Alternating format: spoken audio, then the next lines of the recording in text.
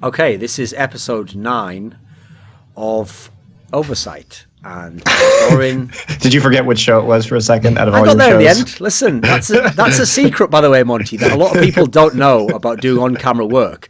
Is if you talk too fast, that's what screws you over. So if you ever get a little bit stuck, all you do, slow it down a little bit. You take a little extra second. You go Neo style in the Matrix. You know, you start moving around stuff, and because it's coming at you so slow, you can navigate around that shit. You know, that's one of the things people don't realize. If I ever have some straight fire banter on like a desk, I don't just rush to get it out like you would because you're really excited, you know. I slow it right down. I nail the landing, you know. I get to the edge of the joke, the punchline comes out. I do that smug little grin. I turn to the camera, you know. There's artistry to what I'm doing. I know.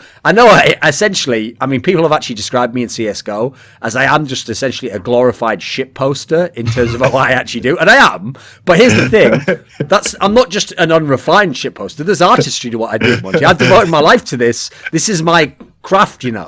I mean, Kobe Bryant shot like 1,000 jump shots a day, you know. The finished product that you see here, that's not just me making shit up on the fly, you know. There's a lot of thought, there's a lot of degeneracy that in this lifestyle to finish up with this. So I'm the usual host, as always.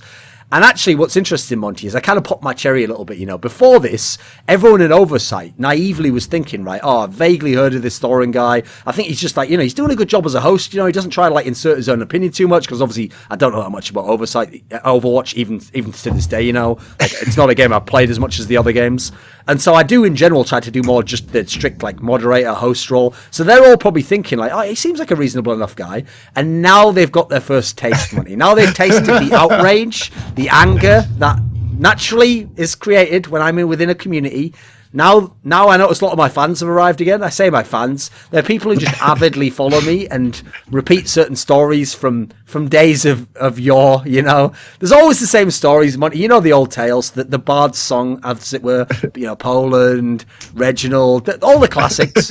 Got passed on verbally, remember, Monty. That's what's great about it. It is a bardic tradition. They don't actually go and look up the facts. Like, for example, I don't know if you know this, Monty, but actually what happened was I actually was at a huge event, and on the desk, I just insulted the whole crowd. Like, it was kind of every time I hear it, it gets better and better. So I'm looking forward to the movie, because when I die, the movie's going to be fucking amazing, right? So obviously, you'd have a cameo in the movie, Monty. You'd be in the movie, so you're my faithful co-host for all of these shows. Oh, really? In some ways, see, I was looking forward to my movie where I was the hero and you were the guy who was constantly trying to drag my reputation down. See, here's the thing. It actually started out like that, and people thought that's the way it was going to go. But I think after the last sort of year or so, I've been doing a pretty good job steering clear of these scandals, you know, mate. I'm kind of the guy trying to, hey, can't we all just get along, you know? He's a good guy if you get to know him, you know. Our roles have sort of reversed a bit. But here's the thing.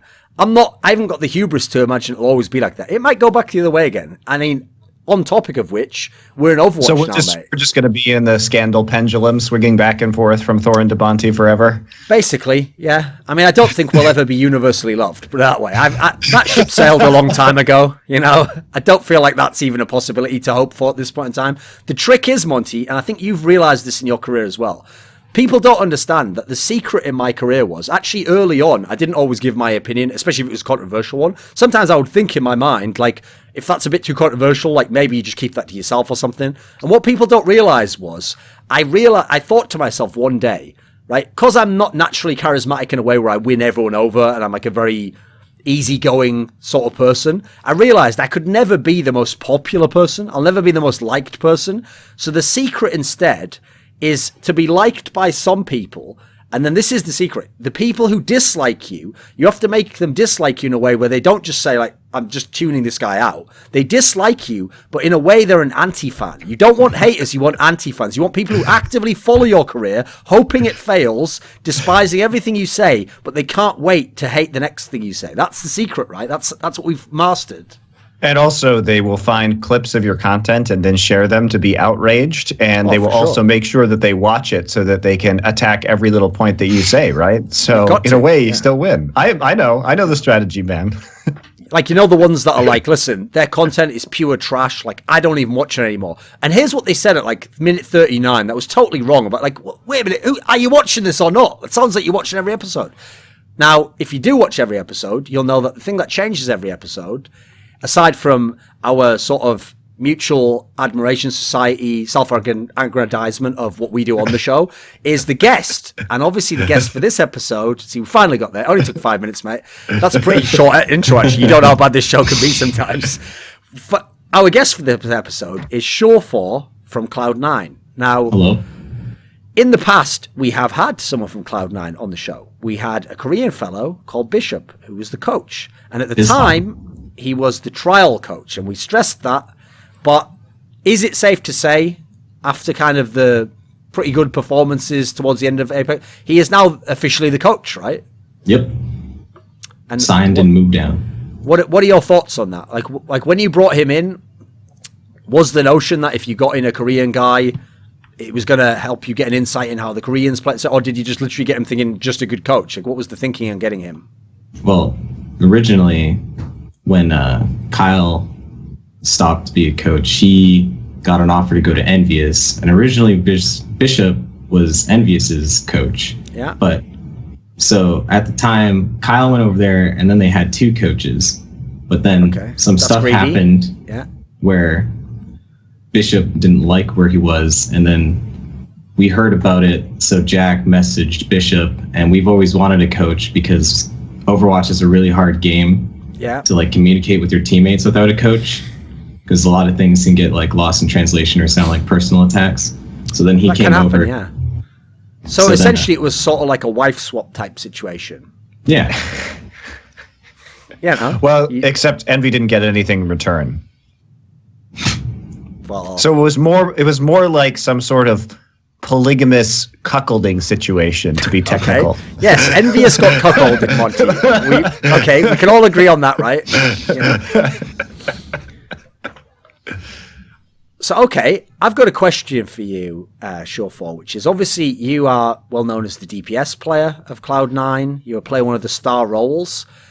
And I've noticed because of the Apex tournament and the fact that even if you're in like one of the best Western teams, as long as Apex exists and teams go to that tournament, it looks like it's put a lot of pressure on a lot of lineups. Like you see every season of Apex, there's roster changes, like the ups and downs of wins and losses really like throw teams to and fro. You know, when they have a win, everything's going great. When they lose, you hear about them. Oh, I'm sick of being in Korea. It's going so bad. Has it been stressful to go and play in Korea compared to, you know, when you were just playing the online tournaments and the odd LAN every 2 months or whatever? For me, I'm one of kind of those guys that I don't really care where I'm living as long as I kind of have a computer. Okay. And a place to stay. I'm fine wherever I'm playing, so I didn't have a problem playing in Korea. I know a lot of the players on our team didn't like that our practice room is where all our computers were, so that's where we all every day, so there wasn't that much privacy for when you want to do stuff on the computer, like stream and stuff. Yeah, stream and stuff, yeah. You know, they can just go in the shower, you know. No, I mean, for some private time to think and, you know, like, compose your thoughts. No, that's actually... The thing is, though, if we think about our League of Legends background, Monty, that is actually a problem that in League of Legends, I think it's a perfect example of why the team house system went too far with Westerners. They looked at Koreans, and Koreans somehow, a lot of them... Like, my theory has always been they weed out the ones who couldn't, like, hack it, you know, living in a team house the whole time. But overall... Good Korean players tend to just accept, like, yeah, I'm going to live in a team house. I'm going to be with my teammates all the time. They even go above and beyond, you know. You have to do activities with them and all this sort of stuff. But I actually have to say, from looking at all the other esports, there's a good reason why the Dota and CSGO pros, who make just as much money and have a lot of fame, purposely, since they haven't been forced into team houses, don't live in team houses in the West. They all take advantage of living at home and just traveling when the tournament happens, you know. To be fair, it's also like a very different circuit in CSGO because you're not in one place for long enough, so it doesn't make more like a lot of sense to have everybody in the same location. Yeah. Also, to my knowledge, in Dota and CSGO, the orgs are not actually paying for the rents of the players or anything like that. And the other reason is, yeah, it's not just that it was a Korean system. In fact, a lot of teams, even League of Legends, have moved over to the apartment office format, which I think you're in right now, right? Yeah. SureFour? Okay. We're doing 3 apartments to each. Yeah, I think that makes a lot more sense and is a lot healthier. But frankly, in the early days of the scene, it was a money-saving measure also for the team, because if you can get everybody in one giant house where you're paying, you know, $5,000 a month for rent in LA and it doubles as a practice facility, it just saves you money. So I don't think it was ever ideal. Sure, but I mean, like on this topic, that's why in games where it's not necessary, though. Like, for example, there's a lot of teams in CSGO, originally, especially the League of Legends teams, said that, like, well, what we'll do is we'll make a team house, and we'll just move our team into it. And all the teams were basically like, no, like, we won't do that. And this is exactly why, which is that it adds the extra pressure of not only do you not get privacy, but it's the idea that if two people don't get along as people, but they work really well in game, the last thing you want is those guys spending more time together outside of the game. Okay. Also, to be fair, in CSGO, a lot of the players are older than League of Legends players. And some of them. On average, Duncan, they are older players. And to some degree. What does that mean? It's a mathematical. What do you mean, to some degree? Well, like the average. Well, I think the average, like, a League of Legends player is like 20, probably, in terms of age, or 21. And I think in CSGO, it's probably, what, like 23 or 24? There's actually a big difference. There's a lot of teams you have to remember, because it's a bigger scene in that respect. There's not like 10 teams, that's the problem. There's a lot of young players as well. Okay, well, fair enough. But I think in League of Legends, because of the youth of the team, sometimes it's better to have more control over them, because you can't always trust the 17 and 18-year-olds to make good decisions about their practice or their schedules. So one of the interesting topics along the lines of like star players, proms, Korea, Apex, was good old Seagull, that guy from NRG. Mm-hmm. Very beloved character, one of the world's most beloved streamers, obviously announced that he was stepping down from the team, and that essentially the implication was, it wasn't direct, but maybe in Overwatch League, because no one knows which teams will even be in that league and whether they'll stay together and whether it'll be the team that comes from an org and all these sorts of factors. The implication was he will play in Overwatch League, just no one knows what team for, will it be NRG, and there's a lot of uncertainty about even the details of his announcement. So, just first and foremost, before we dive into anything else, what's your initial reaction to that? Like, could you see this coming as someone in the scene? Well, I could kind of see it coming from his perspective, because Energy hasn't always performed that well in the past, and he hasn't been streaming that much because of the practice he does and whatnot. So, if he's doing it from a money standpoint, then it makes sense, because he's definitely going to get more from streaming. But if he still wants to be a competitive player, he kind of loses all that scrim practice and experience with the meta changes.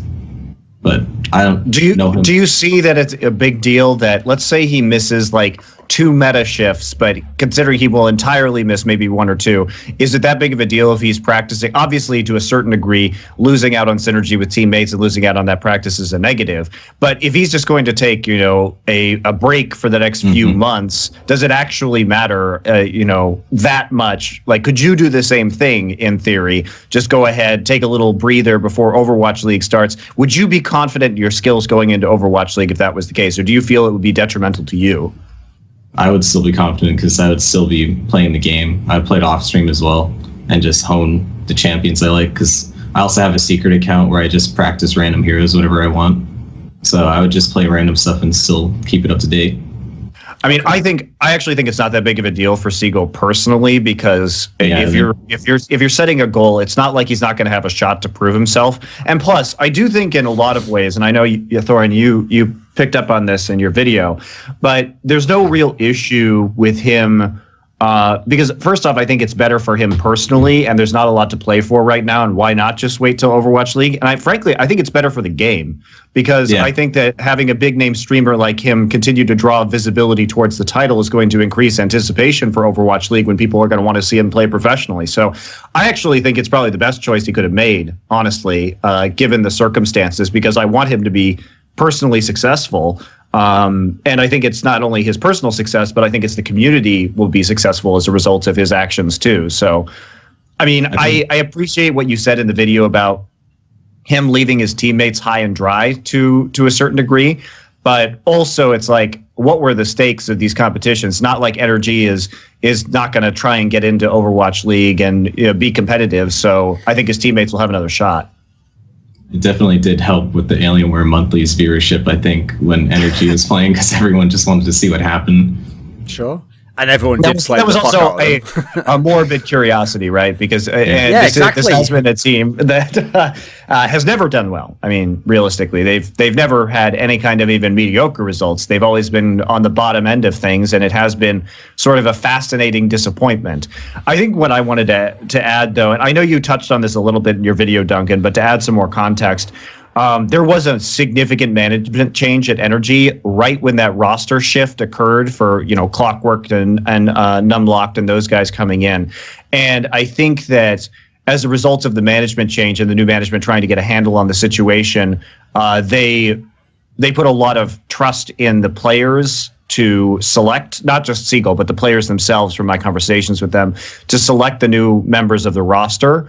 And they were trying to go through this transition and didn't really have a handle on what was going on. I think that in the future, what we see from the team is going to be a lot better because that management shift has fully occurred right now and isn't happening.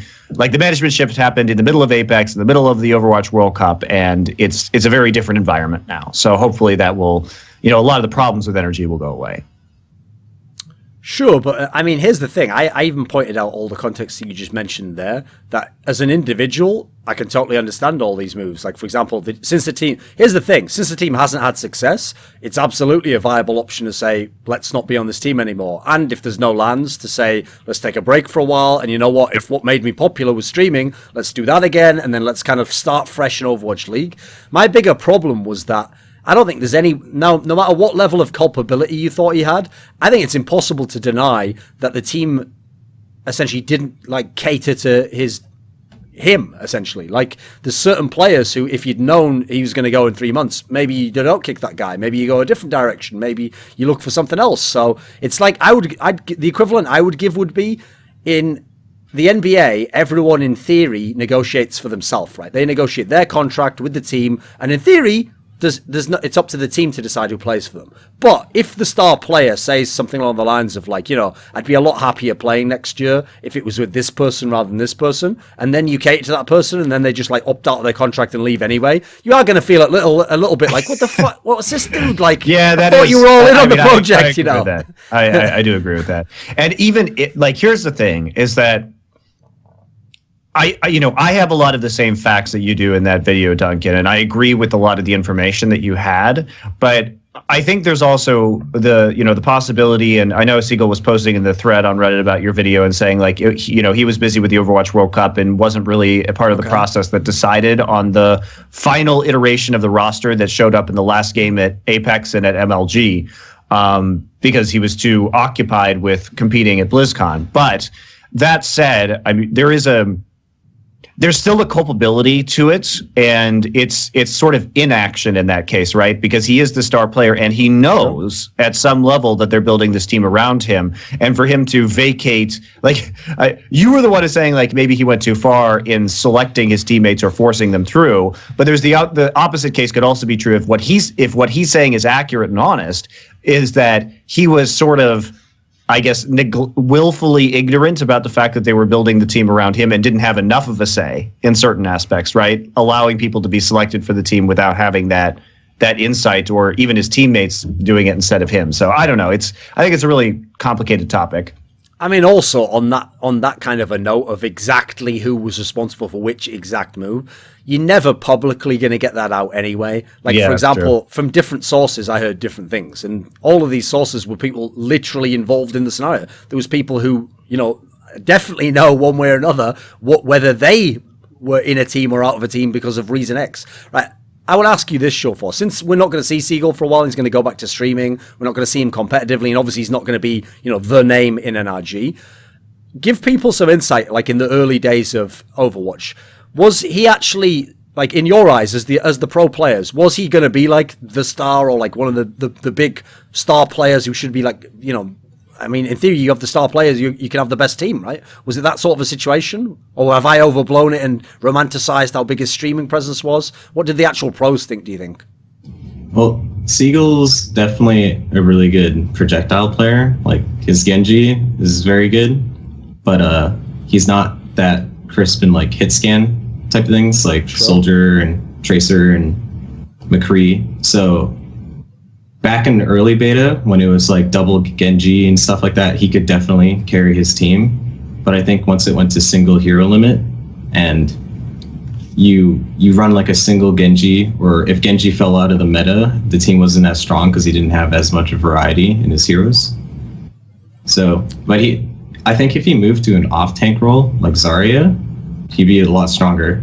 So this is one of the things that I've been thinking a lot recently. Is Seagull as a player, like you're saying, first off, let me qualify this. When you say he's a good Genji player right now, would you consider him? Where would you consider him in terms of rankings? If you had to say, okay, as a Genji player, is he a top 5 Genji player in the world? Is he a top 5 Genji player in the West? Is he outside of both of those categories?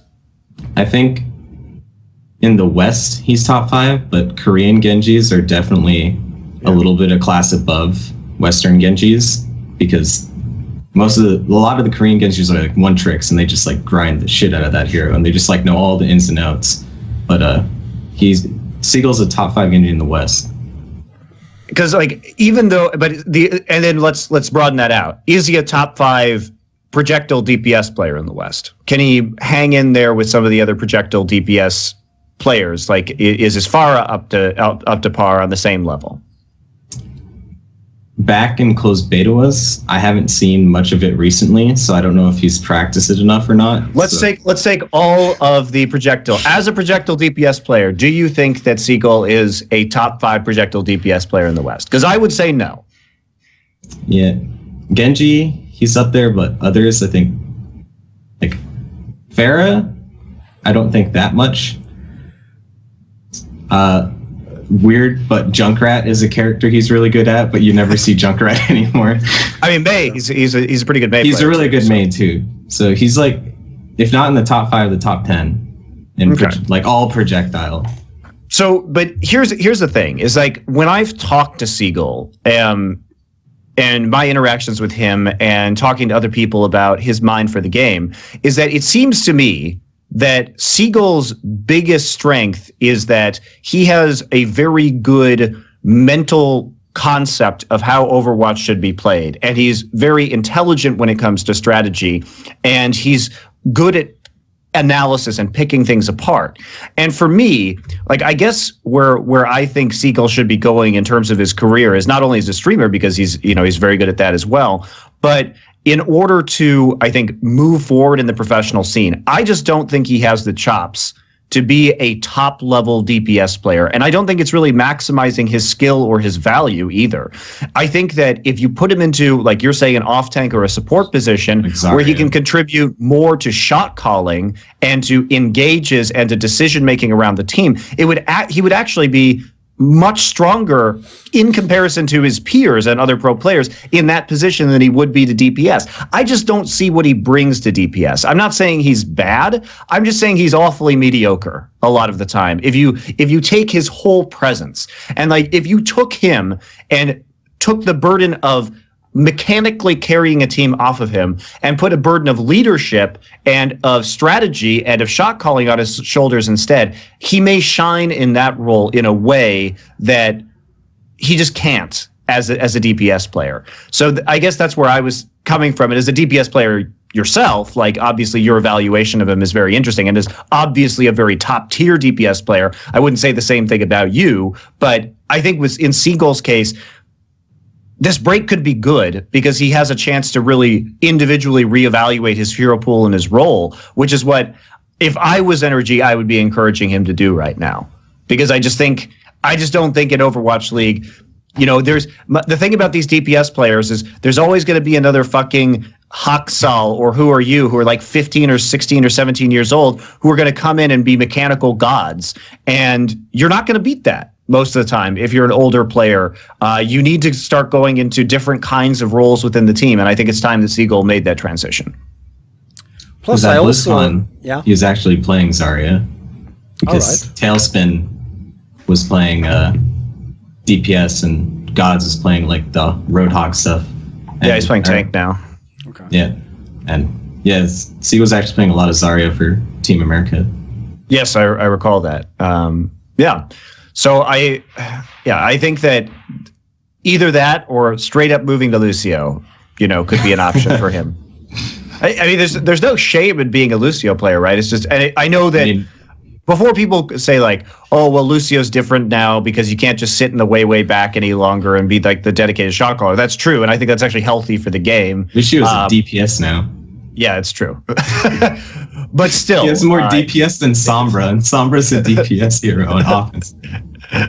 Well, to be fair, Sombra's actually a utility. They just had to put her in some sort of category. Just put her there. And besides, I think that was clever from Blizzard because what the game really needs is more tanks and supports and utility heroes. And so by putting her just like slips it in right in the offensive category, so the plebs don't complain like we haven't had an offensive hero forever, but actually what you need is more like utility diversity. So I thought it was smart. Just not more stuff like Anna. Please, not more Anna.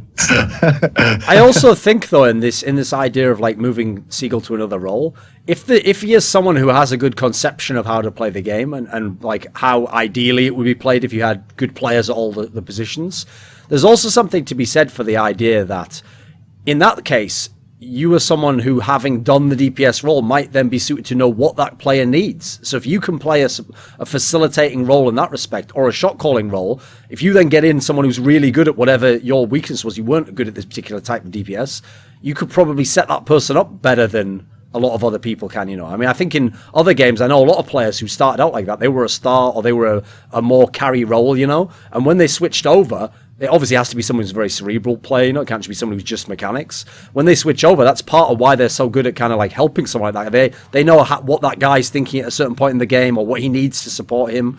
So I think there's something to be said for that, because obviously that's like a fine balance to get with your more facilitating players anyway. I just think a more fundamental shift needs to happen. Like, I'm sick of watching Energy. I'm so fucking sick. Like, they're not working.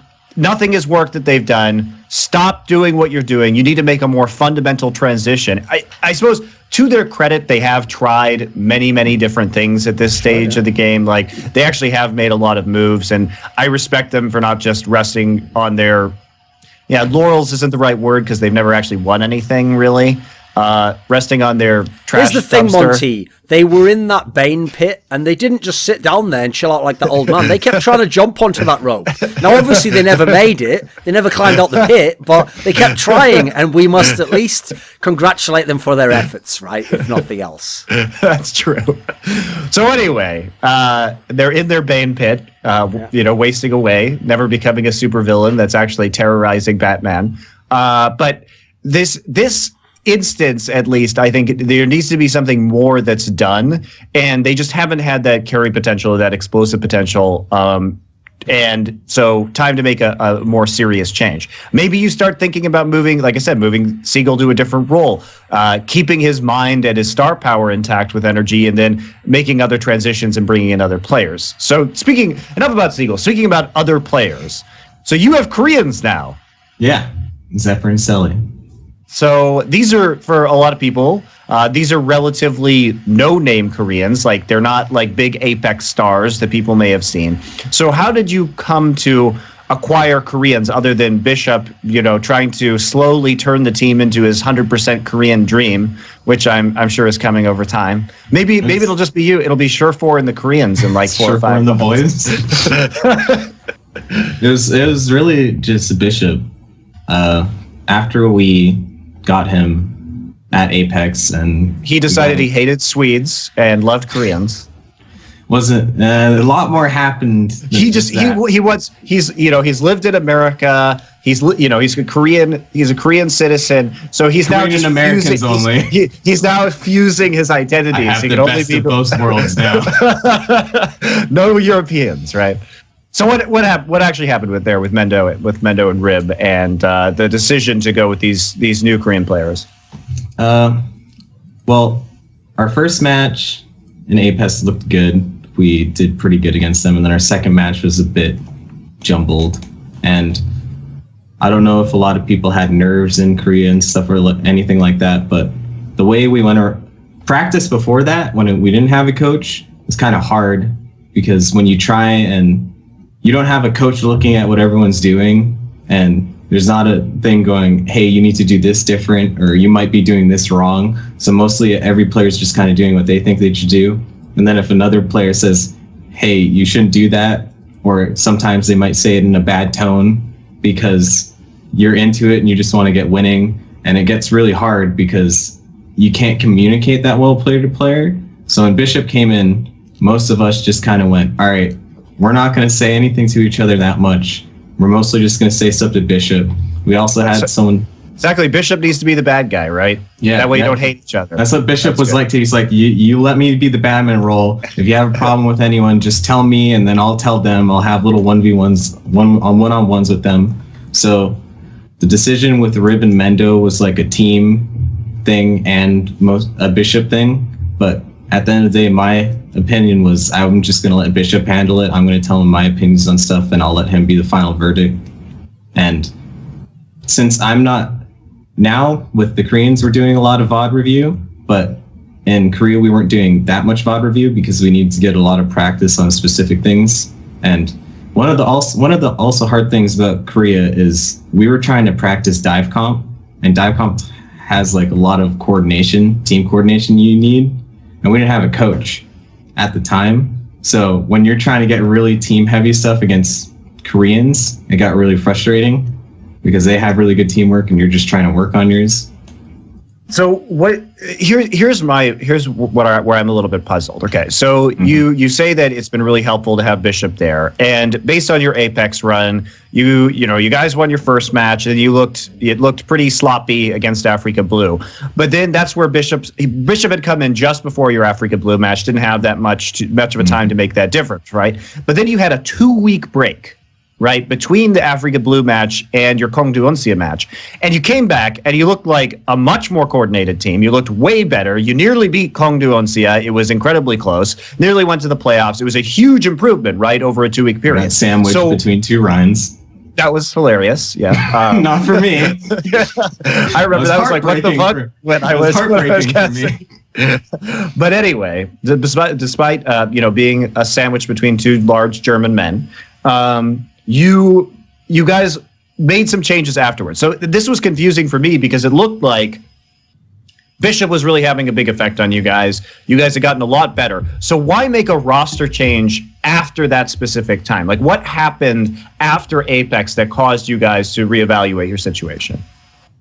Most of it was happening during Apex, and since it was it was 3 months that we were together practicing and everything, and I also switched back to playing DPS for the Unsia match because I just wanted to play DPS because that's what I feel like the role I'm most comfortable with. You're wasted on Zarya, so I was happy about that. And I guess without getting too into it, it's mostly what Overwatch needs is you need like good mechanical players, good teamwork, and you need synergy. And I don't think me and Mendo had the same synergy kind of ideas. Like we didn't think the same way. So sometimes things were mismatched. Perfectly fair answer. And with Rib, it was since Bishop was a support and he played a lot with his Rhine back in Panthera, he went into helping Rolf and Rib work with what they're doing. And Bishop, either, I guess Rib wasn't listening to Bishop or wasn't catching on what he was saying. So Bishop just didn't like the way he was playing. Like he was a bit inconsistent in scrims sometimes. So one of the things that helped me move back to DPS was to bring an actual tank player, like off tank. So we got Zephyr, and since Mendo didn't have the same mindset as me, we got another DPS, which was Selly, and Bishop mostly just got those two, because I'm not sure who I would get from NA to join the team, and they're working out so far. Has it been tricky communicating with them though? Like, does Bishop kind of handle that and give them pointers as to what they're supposed to do? At the very start, I think they're just shy little Korean boys. How old are they? I think they're like both close to 20. I don't remember they're quite their age, but they're close to there. Selly, actually, once he's been like opened up to us and got used to us, he actually talks a lot more. So at the beginning it was a bit hard to communicate, but once they got used to how we call and how we do things, and Bishop told us how to talk to them a bit, it's pretty smooth. Sometimes there's some like, oh, I didn't understand what you're saying, but Selly can speak good enough English that he can set up his own plays as well. And Zephyr, the English is good enough that you can function. Okay. And what is it actually like having one of them play flex, though? Is that not tricky? Having a Korean guy have to come in and, like, is the comms a bit more difficult on that? No. Right now, we're playing a bit of, like, everything. We're playing dive, standard, tank comps, everything. And the thing with Selly and Zephyr is they're very flexible as well. Zephyr can play a lot of the DPS, and Selly can play a lot of the tanks as well. So if you ever need to go around that, we can do that. And sometimes it's a bit hard with him playing Zarya because he's not always telling the Reinhardt or Monkey what to do, but it's very basic, like, go now, I'll shield you, or shielding, stuff like that. But he's smart enough on Zarya, like that's what he's known for. Zephyr's known for his Zarya in Korea, that even if he's not saying anything, he's shielding at the right times. So when you were looking for, so Mendo and Rib are out, so you were looking for new players. Why did you decide to go with these two particular players in these roles, considering you already had Gods, who is a strong DPS player himself? So you made a decision, instead of getting another Reinhardt or like Reinhardt Winston main tank player, to move Gods into that role, right? Instead of actually looking for a Korean player who could fill that role, and then you replaced him with Selly on the DPS. So what was the logic behind that decision? Gods is actually like a really smart player. He's kind of like how you're talking about Seagull, or he's very analytical, and he thinks a lot about this game, and he thinks about how comps should play out. And he actually told me he was never intended to be like a DPS player, even when he was on like Energy and stuff. It just happened like that. Like when he played MOBAs, he played support. So one of the things Bishop said when he saw him play Winston, because we played him on Winston a lot at Apex. Right, yeah, I remember. He's really smart. So he said the way he plays, he thinks if God's played enough, he could be a really good Ryan player. And God's like, all right, I'll try doing that. And he just moved to tank. Okay, so that was the decision behind it, and Gods is cool with this. Like he's enjoying the role. I mean, he's always been really diverse in terms of his hero pool, so I guess it doesn't really surprise me that much. And he was. I mean, you and Mendo and Gods were all like swapping around a bunch. You know, the same heroes. Everybody plays Zarya, stuff like that when you were in Apex. So it doesn't particularly surprise me, but it is just interesting to hear why exactly that occurred. So Zephyr and Selly working well with the team. Have they been scrimming with you from Korea on ping? No, they're here. Okay, they've been here for like 3 weeks. Oh, okay. I didn't know exactly the timeline of when they were coming through. Okay. Yeah, and their visas are getting worked on too. So when we had the discussion, we were contrasting Seagull against the Korean DPS players. Like, what I remember when the first season of Apex started, and people were like gradually figuring out like, you know, which of the Korean teams were good and which of the players were good. And obviously, because of the APAC tournament, people had already seen like, you know, some of the Lunatic-Hai players are good.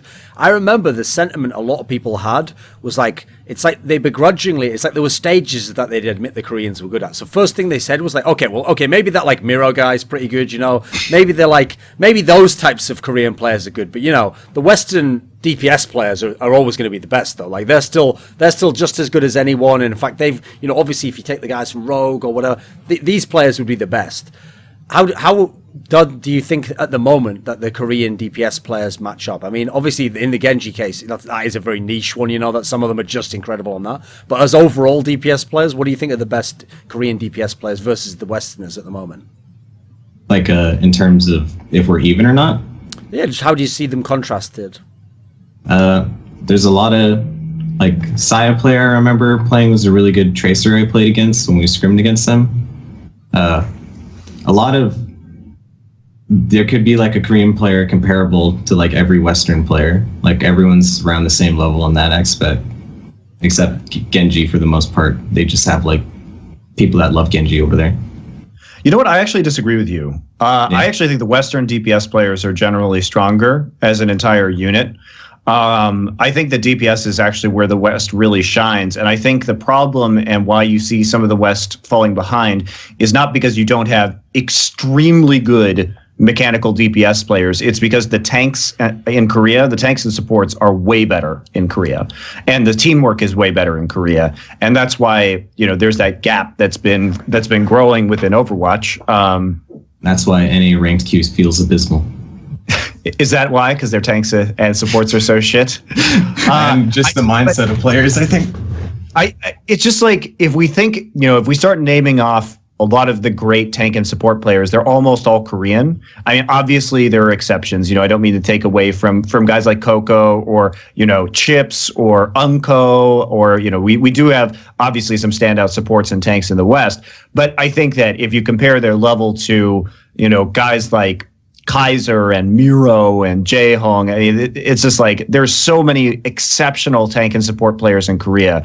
Whereas if we start naming off great DPS players, I think the issue that I see with a lot of Korean DPS players is that you don't have somebody who, is, even the great like Saya player who's a great hit scan player. I just don't see him as diverse. Like, for example, Saya player, I think his Widow and his McCree are good, but his Soldier is kind of like,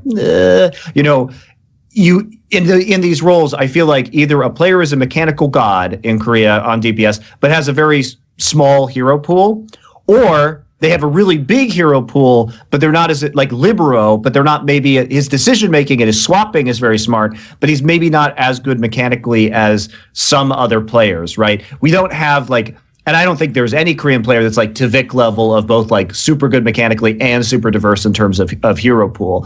Or for example, with you in terms of hit scan, I don't think there's another player that I think has the same mechanical level and the diversity of hit scan heroes that you can play. So I just think that they're either more limited or more mechanically deficient. So I actually think that the West probably has an advantage purely in DPS right now, which is something that probably people should start playing around, I think, if you're a Western team in the future, because there has been a wealth of people like you that have come from many other games or have been here for 10 years, practicing aiming, and that's really translated over. Yeah. Okay.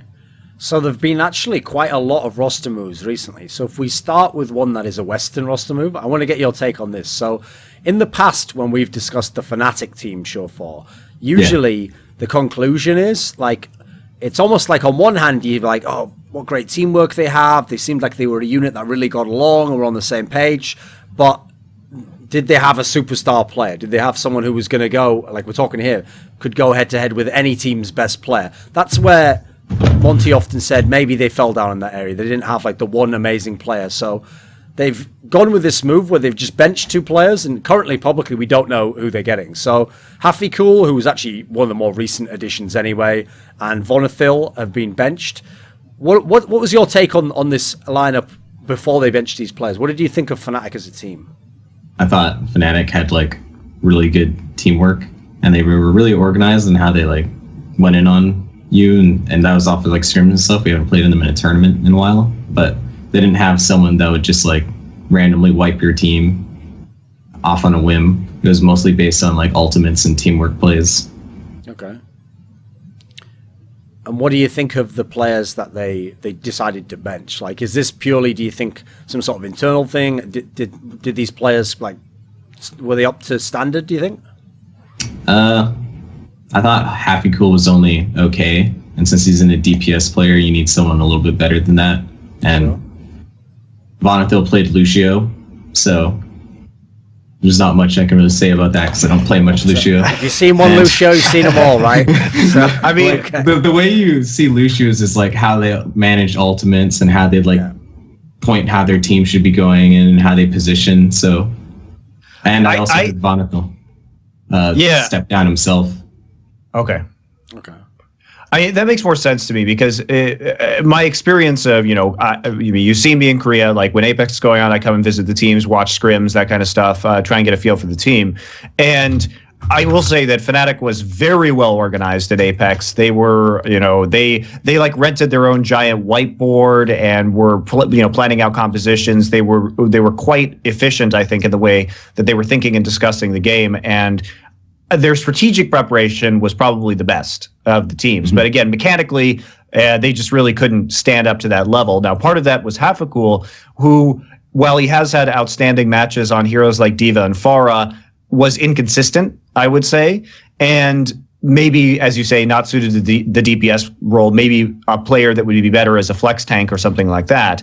But Vonethil, for me, was really sort of the linchpin of Fnatic in terms of strategy and shot calling. So for him to leave, like, if anything on Fnatic, I would have attempted to build the team around Vonethil. Like, if I was, from my observations of the team, if I was Fnatic's GM, I would have kicked everybody except Vonethil. He would be like the last player I would have kicked, right, from that roster. He's the guy that you really want to. He's the one with the mind for the game. He's the one, I think, in the right role for that. He's the one who you really want to keep. He was like the central point that you can make everything orbit around. And so it makes more sense to me that he voluntarily left. But he is actually, I think, a very valuable free agent right now. So I'm quite interested to see where he's going to go. Can you think of any teams that could use a player like that? Energy. I think they could use a lot of players at this point. Yeah. But, yeah. So it's an easy answer. Okay, right. So here's what I think is weird, though. So he's Swedish, and he leaves on April 21st from Fnatic, right? And one day earlier, Fnatic replaces Xave with Mineral in the Lucio role. It's like. Or Misfits, yeah, that's what I'm saying. Misfits, yeah, sorry. But yes, like, you would think Vonethil, the other Swedish dude, would have been a really good fit for Misfits in that Lucio role, especially considering both of these roster moves happened so incredibly quickly. So I'm a bit curious about that. Do you have any insights into why they would have taken Mineral over Vonethil? Or because I don't know much about Mineral as a player. I don't either. The only thing I can really think of is that Misfits was like talking to Mineral beforehand, before the change even happened, and was like in the talks about it, and they didn't know about Vonethil. So then it just kind of happened. And then maybe Vonethil wasn't talking to anyone else while he was leaving.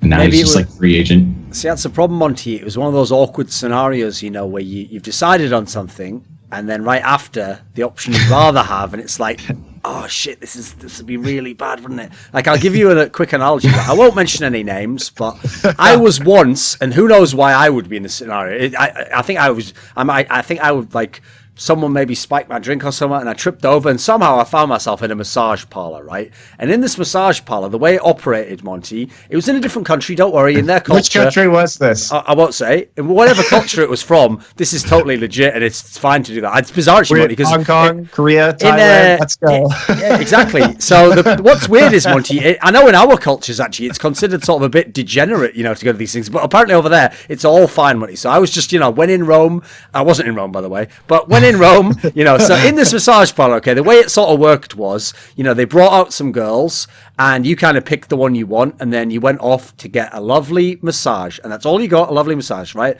And what happened was, this individual within the esports realm, so people can already start trying to figure out who it might be, but you won't guess, but, okay, whoever it was, he did this, Monty. What happened was, 3 girls came in, and he saw one, and he said, right, I'll have her, please. And then he got up, and he was just about to walk out the room, and what happened was, a 4th girl walked in. He didn't know there was a 4th girl, Monty. No one did. But a 4th girl walked in, and this is what he did, okay, which, I can't lie, it made the room awkward, Monty. He goes, well, is she available as well? And then the woman who, in charge of it all goes, well, yeah, I guess. And then he goes, could I change then? And then here's the thing. In that particular scenario, I'm not sure it was like the highlight of the other girl's life anyway to give this fellow a massage, but it did make the room a little bit awkward. Like, you're really gonna, sometimes certain things aren't done socially, you gotta, once you've committed to some degree, like if Deficio just came in now, Monty, and said, Thorin, I always wanted to do a League of Legends talk show with you, and I always thought, actually, we're in the same time zone, you wouldn't have to stay up so late, just out of respect for you, Monty, and the circumstances, I wouldn't be as impolite as to say, what, Deficio, okay, that's obviously the better move, you know. Monty's been going through a tough time the last sort of year. You are squeaky clean. You haven't said fuck on camera for about 2 years. So we'll go with that. So, you know, maybe it was just a sliding doors scenario, Monty. If they'd have been 1 day early, they might have got the player they wanted, right? So what I want to know is what you were doing in this entire massage situation. Like I say, I think I was just out of it, you know. I don't know what was going on. Fourth girl. And then I was there, and you know, I was kind of like, oh, you guys go ahead, you know. I'm a very I was Christian boy when I grew up, you know. I kind of treat my body like a temple, you know, and I don't kind of give in to the temptations of the flesh myself. But no, you go ahead. You guys go ahead, and I'll never tell this story to anyone. You know, and you know what? I never did. I don't know any temple that ingests the amount of energy drinks that you do or refined sugar. Yeah, is that how you treat it, like a temple? I mean, I've actually cleaned that up recently, but that was... listen, that's why I can admit that I had a problem, Monty, because I was a degenerate in that respect. Yeah, I had a problem. And all you need to know is this, right? When we do CSGO events, unfortunately, because obviously the CSGO events are just like 3 or 4 days, and then it's just all day long you're working. Like, I actually had to learn, like, the science of when to delay the second energy drink till, because the first one, right, gets you going at the beginning of the day. But the second one is like a jetpack, right? And the problem is, if you pull that chute too soon, you'll never make it to the end, mate. You'll be dead when you hit the ground. Like, you won't make it 6 hours off that last energy. You got to, like, really time out when there's 3 hours left. And so famously, even without telling them, say someone walked in the green room, another one of the analysts, and I was just going complete, like, I was talking like, you imagine, like, fucking Richard Pryor on coke in like the 70s or something. Like, if I was just going off on some shit, like most ridiculous bad, they'd just go, you just had the second energy drink, didn't you? I'd go, yeah, I did just have the second one. And the other problem, Monty, just to finish up this topic, is I actually learned that I am very different to other people in terms of even how I drink energy drinks. Because what I learned, I didn't know this, Monty. Some people actually sip energy drinks. I didn't even know you could do that. I just take the energy drink and I drink it. Now, what I learned about that is... I do that, by the way, exactly. Because if I don't do that, Red Bull, like, it makes my heart have, like, palpitations. Like, I can literally feel my heart, like, skipping beats and shit. It's terrible. Yeah, that's the thing. So I didn't know you could sort of space it out, you know, and gradually pump up the volume, you know. I was going straight to 11. I just go to 11 and then 0 in about an hour and a half, you know. So it's a science again. It's an art, it's a science, you know. It's between the two worlds. So to bring it all back... No, to bring it all back. Okay. So what I learned here is, you know, we're on the show with SureFour right now, but after your story and thinking about Vonathil, he should clearly change his ID to Girl4, and that way you have the SureFour synergy, and we can tie him into the story of, you know, being the hot last girl that. And listen, Misfits. Maybe should have gotten picked up by Misfits. Listen, I know Misfits. You know, Swedish people in general. They're kind of a bit passive in nature, you know. They don't want to be like the cocky Americans, you know, who just say what they want and go for it. But I'm just telling you, we won't think any less of you if you just cut the player that you sign now and just go back on it. Like, just listen, take a leaf out of NRG's book. Like, there are no rules, there's no friendships, there's no loyalties. There's just Overwatch League, and anything before Overwatch League stays before Overwatch League. Okay, so just do whatever you need to do, Playboy. The dangerous thing is that if you do that, then Thorin's going to make a video about how Reinforce was, you know, manipulating the team and causing them to make all these roster changes, right? At any point in time, I could do that. So all I'm saying is, anyone else in Misfits, just reach out, just let your boy know. Let's start. Obviously, the secret I have, Monty, that a lot of people don't have is I only take sources where I have something on them, so it's like mutually assured destruction. So if you ever cross me, have you ever seen what Lord Baelish did in Game of Thrones? That's all happened to you. So that's why you haven't seen any of them come out, Monty, and say who they were and what they told me. No one's broken the ranks because they know what will happen to them. So, okay, back on track. That's one way to do journalism, I suppose. It is. It's a very unique way in many ways, you know. So there's been a lot of roster moves, right? One that was very interesting, Monty, I wanted to get your take on it, is you would think the one team that wouldn't make a roster move is the team that just won Apex. Lunatic-Hai won Apex. They did, you know, obviously a lot of people coming into the second part of the playoffs, they didn't look like they were going to win Apex, but they got it together. Everything went great. They won it. They've now added 2 players to the lineup, Monty. They've added Claris and Munchkin. Now, initially, what are your thoughts about them just adding more players? I mean, one of them is a DPS player for a start off. Like, you'd think that's one of the roles that they have kind of nailed down, right? No, I definitely think that this is like one of the ways. So they're both, by the way, they're both RG Rhinos Gaming Titan players. So we've seen a little bit of them in the first season of Apex, and they were, they seem fine. I don't know much about them, recently, but I think it's interesting that. Yeah, I think that this is a good move for if, like I said, I haven't seen much of them recently, but I assume that Lunatic-Hai is pretty good at scouting out talented up-and-coming players, so we'll just assume that they're, performing at a very high level right now. But I think that this is super smart. So, like, Eska right now, first off, yes, they won the finals. Was Eska outstanding? I mean, he stepped it up as the last couple maps of the series, but it's not like Eska's ceiling is being like average to slightly above average. He's never going to be a star DPS player. He still has issues with consistency. He still has issues with his hero pool. And Lunatic-Hai star players are their tanks and support players for the most part. I like Who Are You, but he is a bit of a one trick. Who Are You is great at Genji, but he's not the reason why Lunatic-Hai is winning games. They're winning games because Miro and Zunba, Jaehong and Toby are carrying the shit out of them. So I think that this is a good move. You need to upgrade those DPS positions, which are, if you compare position by position, the weakest position within Lunatic-Hai. So bring on some more players, try and have them compete for those slots. And also it was announced recently that at Apex Season 3, you're allowed to make one player substitution during the best of 5, which I think is great. So now you can have more players, you can have more than 6 players, and if something's not working and you wanted to try a different strategy, you will have one player substitution that you can make during the best of 5, which is good. It's more like League of Legends in that way, where every map you can change a player or change multiple players, right? But for in Overwatch right now, it's just one. Makes sense. So they'll team adapt to a different play style too. Yeah, it's really good. I mean, I like it. I like rosters. And the more strategy, the more options teams have, the better.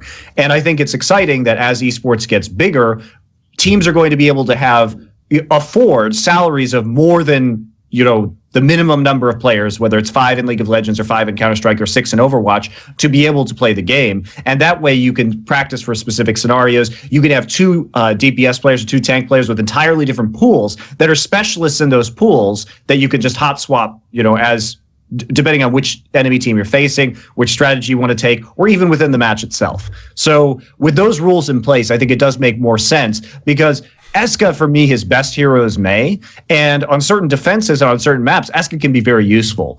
I think he's really good at Mei. And if you have guys like Claris or Munchkin who can bring in different styles of DPS for different maps, then more power to them. I think it's great. What I heard from someone is that Eska actually shot calls for Lunatic-Hai. I don't know how true that is, honestly. Possibly, but I don't have special insight into that, unfortunately. Okay. Yeah. SureFour, what did you actually think of Lunatic-Hai winning the season? Because as I kind of alluded to, there was a time where it was looking like maybe they're not even going to be the team in the final. I mean, people thought maybe it'd be Runway, or actually Meta Athena had kind of like a miraculous run. What do you think of them winning the overall season? I was hoping my boys Runaway would win it all. They're the most fun to scrim against because the Kaiser. But I guess it's mostly like what Monty's saying. Ryu Jaehong, Zumba, and Toby really carry him through, and Myro. They're just like, the tank and core play is so strong that it just helps them stay alive and just move through together. Because if your core is able to stay alive, it helps their DPS shine as well, as long as they're giving Who Are You like immense support, right? I mean, he gets shit tons of resources from the tanks and protection and healing and everything like that. So not to say that Who Are You is a bad player, but he does shine because they're really helping him a lot of the time. So I was surprised that they actually managed to win, especially after they were down 1-3. That was really shocking that we didn't see Runaway able to put that one away, especially on some of their stronger maps. But credit to Lunatic-Hai for really having the fortitude to go the distance, because it did look like the longer things went on, Runaway got really tired and couldn't actually. And we've seen, Runner was saying too, that they just hadn't practiced. They didn't have the time to practice because of their sort of amateur team status. for these longer style of matches. And when you go to game 7 in a finals where you get really drained, you're like 4 hours in, right? It's rough if you haven't practiced for those scenarios. It's even worse if you're like one win away from winning it. Just like you need one more map, and it just keeps slowly getting taken away from you. Well, actually, Monty, I have some details for you that you won't have seen because it was only a few hours ago. But did you see that was some controversy with that Munchkin guy that they signed to Lunatic-Hai? Oh, really? This is great. You didn't see it yet? You remember what happened with Flower? You remember all the stuff that went down with him? Right, it's not as bad as that, but it's almost as bad. So what happened is, Monty, it turns out there's been this alt account that's been flaming all the pro players, right, and just talking mad buku shit, like straight up stuff that would get you just sat on your ass. Because it's just some alt account, no one knew who it was. So it's emerged and even been admitted by Lunatic-Hai, essentially, that the alt account was Munchkin. But this is where there's a layer to this that is fucking... No one in the West would think of this. You're going to love this, Monty. So This is how he kept up the pretense for so long that it wasn't him. He actually said, no, I actually know that guy who is that alt account in real life. And you know what? I'll give him a bloody good beating if he keeps this up. And then he would even go to the players that he was talking shit on with the account. And he'd be like, oh, fuck, have you seen what that guy's saying about you? This is so fucked up. You know what? Like, you good guy. Like, I like you. And then he'd just pop on that alt account like, you suck all the dicks. It's like he was living this nuts double life. Like, here's the sad thing. In Korea, that's like a massive scandal. I think it's baller as fuck. Like, I wish I could even think of some shit like that. I'm doing all this. Why am I doing all this shit under my own name? That's why you have to just create a different character, right? And wear a mask. That way you can express your true opinions, all the ones you've been holding back. That's the problem, people, actually. I actually did that, but then in doing so, the mask sort of became part of the face, and I now can't remember who the guy was before that. Like, who was the good guy? Exactly. That's very Shakespearean. That's very Shakespearean. Anyway, Sally actually played with Munchkin. Okay. Oh yeah. Yeah. Was he nice to you? After I read the article, I was like, Sally, what do you think of Munchkin? Oh, he's toxic. He's an asshole. Oh, okay. Good read. He's good character read. See, this is hilarious because the way, it's like psychological warfare at that point in time, right? Against other players on other professional teams, where you just talk mad shit about them and then deny that you're the one doing it or its existence. You're just getting right into their heads, It's pretty funny. That is so advanced, though. Who would even think to do that? Create a whole separate persona. I also just love the fact that, like, listen, if you don't like people, you could create a separate persona so that took the flack, but then you're so devious that you go beyond that and you actually are just, like, lying and pretending you like those people. So that was the actual act, Monty. The nice guy part was the act. That's the real act. The other part's him being his real self. That's what people aren't getting. They're thinking the alt account's like the bit. No, that's the real him. If anything, he should change his name from Munchkin and the fucking alt account and continue as that. He should be forced to. Wonderful. And also, he should just keep trash talking right now. He should just go full heel, right? Okay. Does that work in Korea? Sadly, it doesn't really. No, it's okay. He can come to the West and do it. That's what I want him to do. I want him to be like this really is like a WWE style storyline, right? Where you have the new wrestler who's supposed to be a face. No, you have the new wrestler like walking into the ring, beating up the bad guys, and that he's like, and then you have this new villain at the same time who comes out wearing the mask, but you never see them on like in the ring at the same time together, and it's just like it's entirely like a double agent thing where the actual but then the real character comes out. It's actually the guy with the mask who's like stays in. The heel character is the one that stands the test of time after the initial storylines, right? I think it's great. He should definitely just go full heel right now and just be a total asshole forever. That's sick. That's I'm sadly in Korea, you don't get fans that way. People actually just hate you and try to deny you a job. But I think it's baller. So I thought that was just a very bizarre storyline because he's obviously only just joined the fucking team as well. Like, that's another thing, Monty. This is the one thing I worry about with the Korean players is that in games like League of Legends or StarCraft, because they had so many years where you could be a pro, it meant that whenever you get a new player, odds are he was playing that exact game for the last 4 years or 3 years, and and then grew up and became. Unfortunately, we've now seen this a couple of times because these are people where, in this case it's more recent, but in like the Flower case, it's like these people never had any conception they'd be a pro at games. So unfortunately, you couldn't really plan ahead, and think, right, better behave better in case 4 years from now I'm going to join the pro scene. And obviously in Korea, Man, like, I tell you one thing. Considering in Korea they really look down on, bad behaviour and speaking badly about people, they don't mind fucking snitching, do they? Where are all these little snitch bitches coming out of the woodwork? You just joined a team, have you? You've made it. Well, let me tell everyone. Pulls out some fucking log. Here we go. Oh, I've IP traced the guy. It's him. Korean fangirls, man. Yeah, it's true, actually. They are. They're so maniacal, I mean, that's the whole thing, though, is that what's so disappointing to me is that they've actually done psychological studies on teenagers, right? Teenagers are actually incapable of thinking about the consequences of their actions. So even Duncan, in your universe, where people who have been playing the game could think, hey, I want to be a pro player, maybe I shouldn't do that. They've actually shown that for the most part, teenage brains literally don't work like that. And even adult human brains, we are so shit at thinking about long-term ramifications.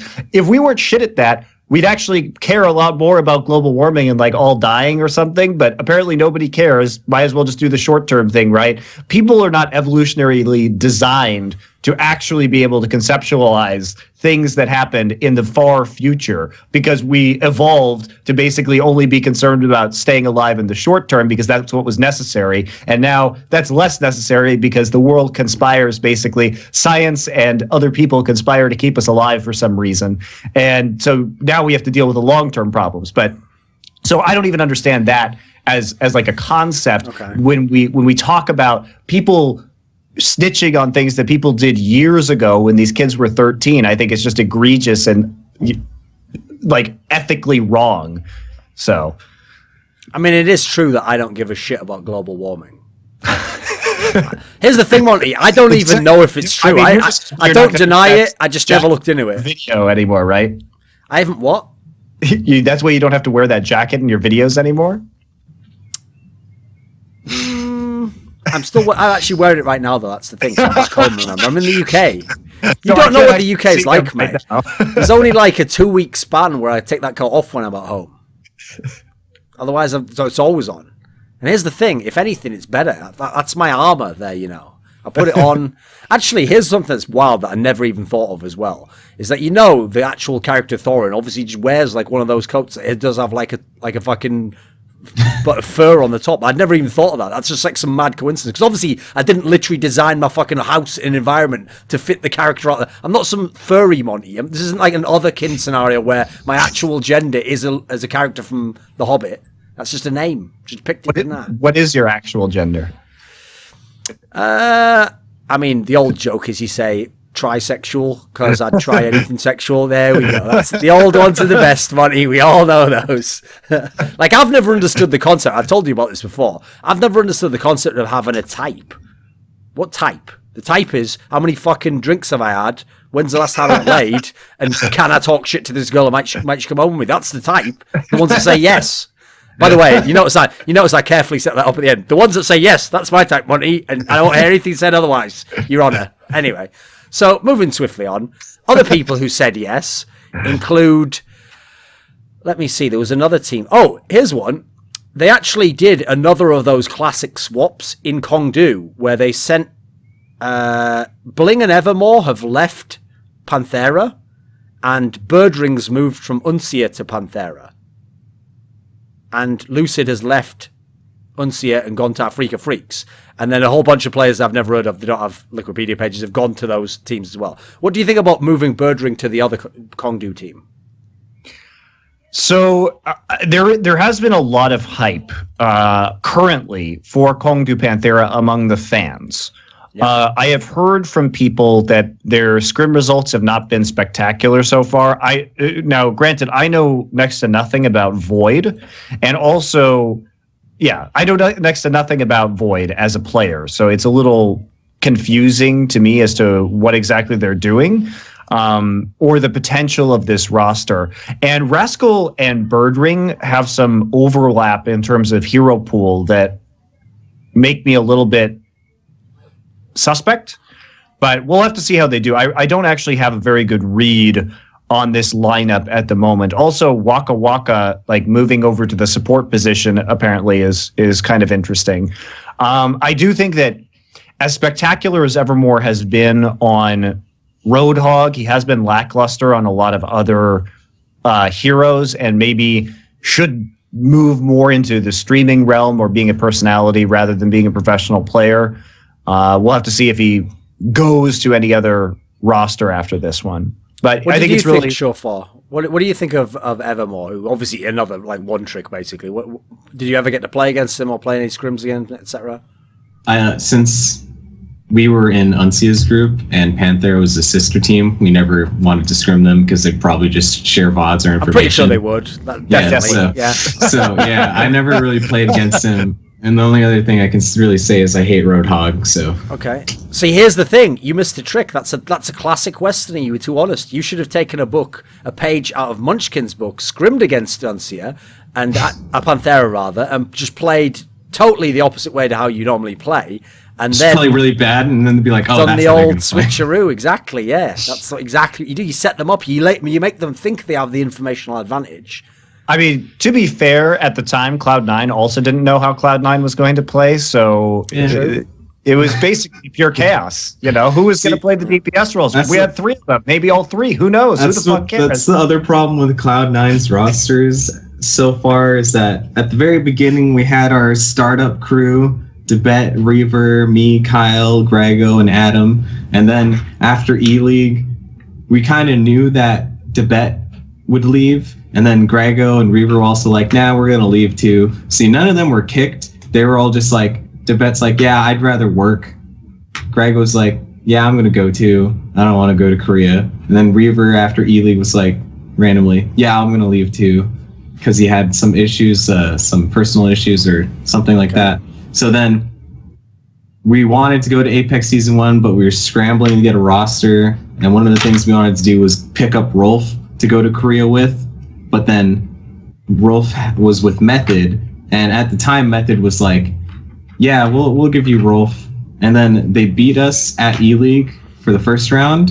So then they were like, wait a minute, these guys are actually pretty good. So then we're gonna make you do more for Rolf. And then we were doing tryouts when we got back after everyone left, and we were trying out some people, and there's a player named Wolf that we were trying out in the Ana position. And it was going pretty well. And we were about to do an online tournament with him. And then all of a sudden it was like, all right, we got Rolf now. So we're putting him in. So then we had to re-practice with Rolf. And then with Apex Season 2 was kind of another thing where it's like we need to get some members quick. So we didn't get to do like a full tryout to see if we all meshed well together. So then we got some people quick, and then we went to Korea. But what was actually the logic in that team, though, where you had that really bizarre setup with all the DPS players? Like, was that tough to figure out? Was everyone just open to letting other people decide who the DPS players in each game? How did that work? At the beginning, I was kind of like, since Kyle went out, we didn't have a Zarya player, and I was like, all right, I'll fill the Zarya role because we need. Can you stop doing that, please? Like, I know you love to play, you know, I watched you at the Overwatch World Cup on Team Canada. Like, watch you play, like, can you just not play Zarya? I really appreciate that. Like, I'm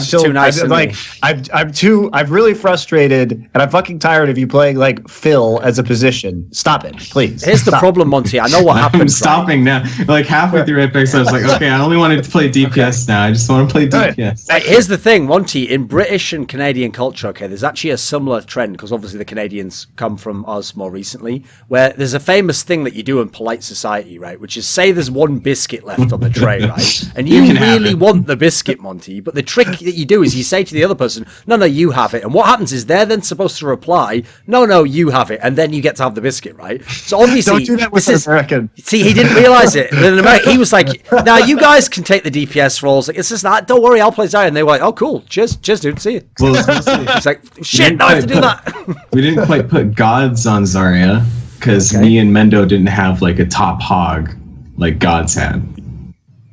So then Gods has a top hog. Things you hear. Revelations. Didn't know you're that close. Okay, right.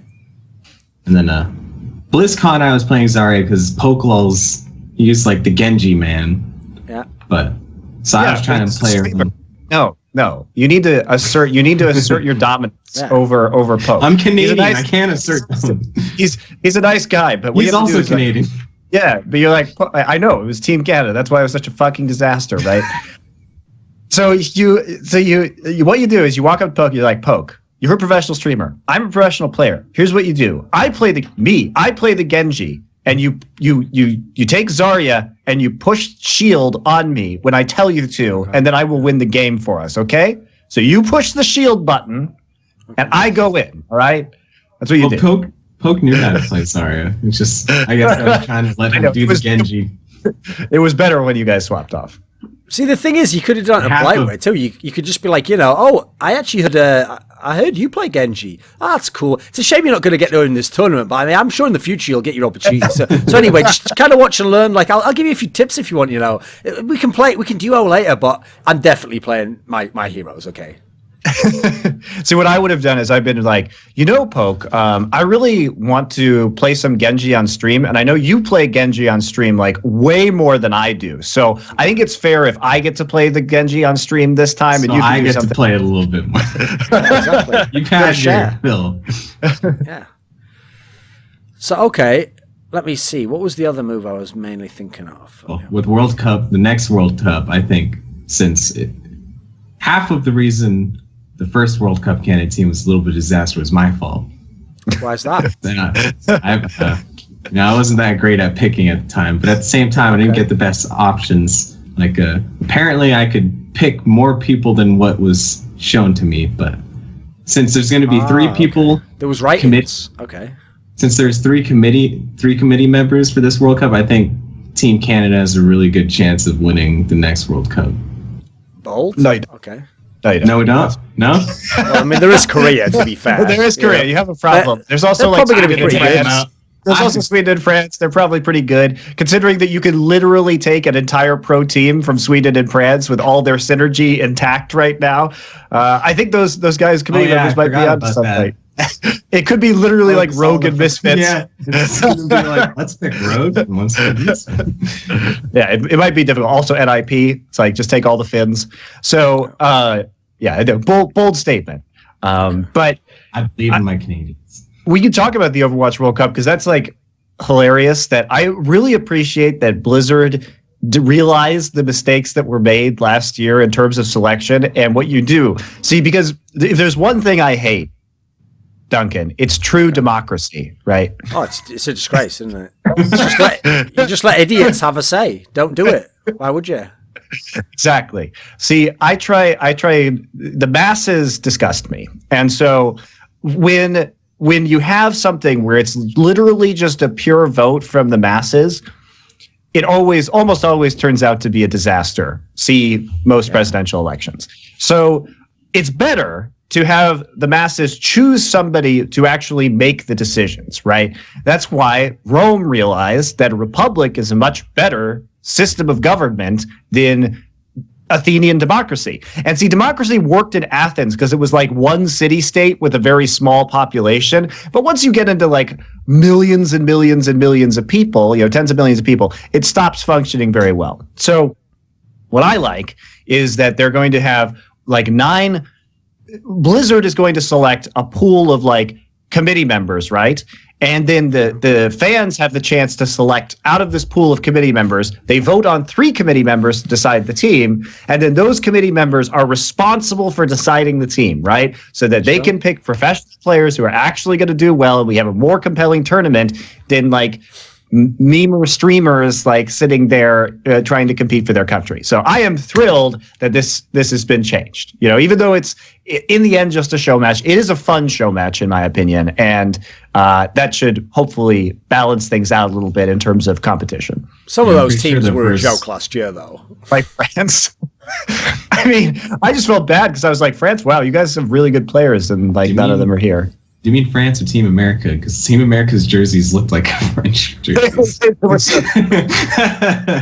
We'll fix the jerseys next year, too. Some of the designs on those were awful. Okay. So, Monty, I've got good news and bad news, mate. Good news.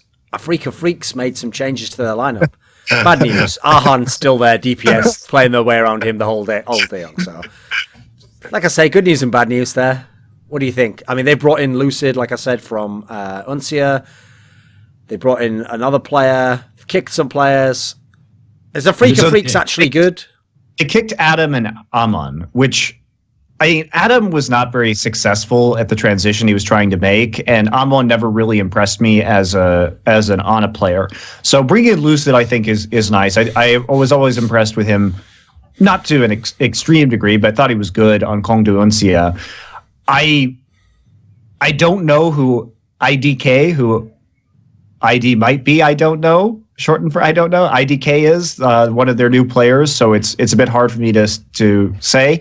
I think that Africa Blue's problems are entirely that they lack an identity, and somehow Arhan has that team like mind controlled like a Dark Archon in StarCraft to basically serve him as a DPS player when he's not even the best DPS player on that team. So I think that they have to work out their strategy and their synergy, and that is the roster is a secondary problem to the fact that they want to focus on Arhan when Recry is the better player.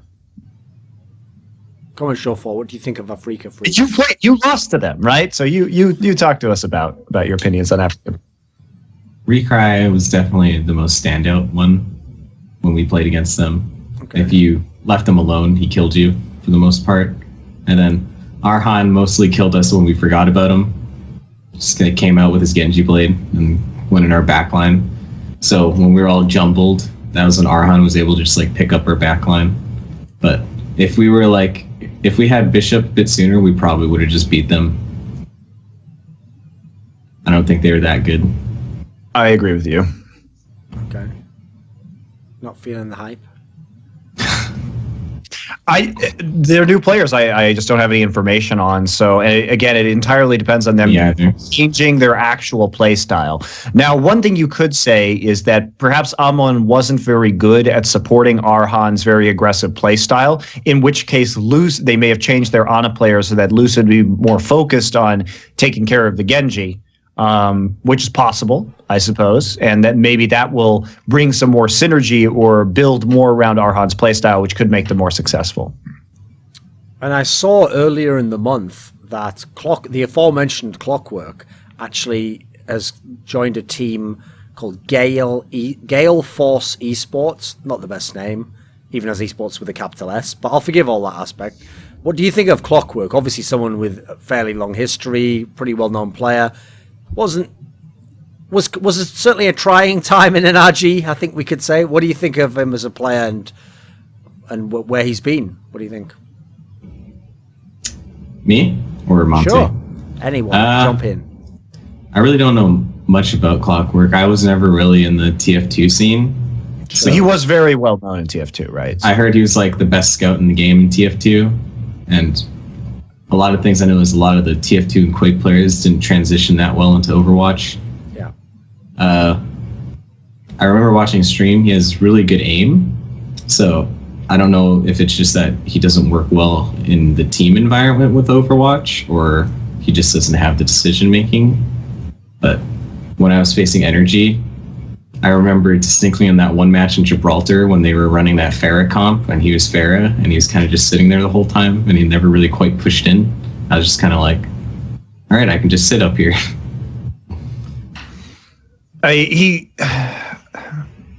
It's really hard to tell as an individual player because I've only ever seen him compete in Energy when they had very little semblance of teamwork or coordination. So any mistakes that he might be making may not, in fact, be his fault. So it's when you have something that's much of a sort of chaotic disaster, it's really hard to know where to put the blame. I do know that on an individual level, like his McCree seemed mechanically pretty decent, but that's like the only real read I could get on him just because of how chaotic and unorganized everything on that team seemed to be.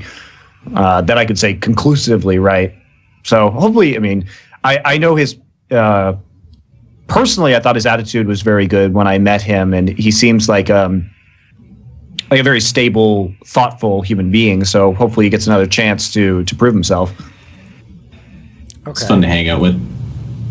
So SureFour, one of the problems that we've discussed many times on this show before is that with Overwatch being such a young game, and with there not being so many heroes in the game, it does feel, while it's not totally like this, but it does feel like a general trend is that there's not as much control in a team itself as to how good they are when like the meta shift comes in. Like if you just don't have the players that play the heroes that are really powerful and the comp that are really powerful, it's hard to be the number one team, right? You kind of shit out the luck, or you've got to either do a worse job on those heroes, or you got to get a new player. I mean, what's it been like that from your perspective? Because in theory, in an ideal esports game, sure, there can be meta shifts which favor people, but you'd hope that if you really are the best team, it's still possible. You know, you can still got the tools to work with to show you the best team. That's why a lot of people have these roster changes, is because a new meta comes and some players just can't play what they need. So they try and switch them out to find someone that's either more versatile, just fits that niche spot at the moment.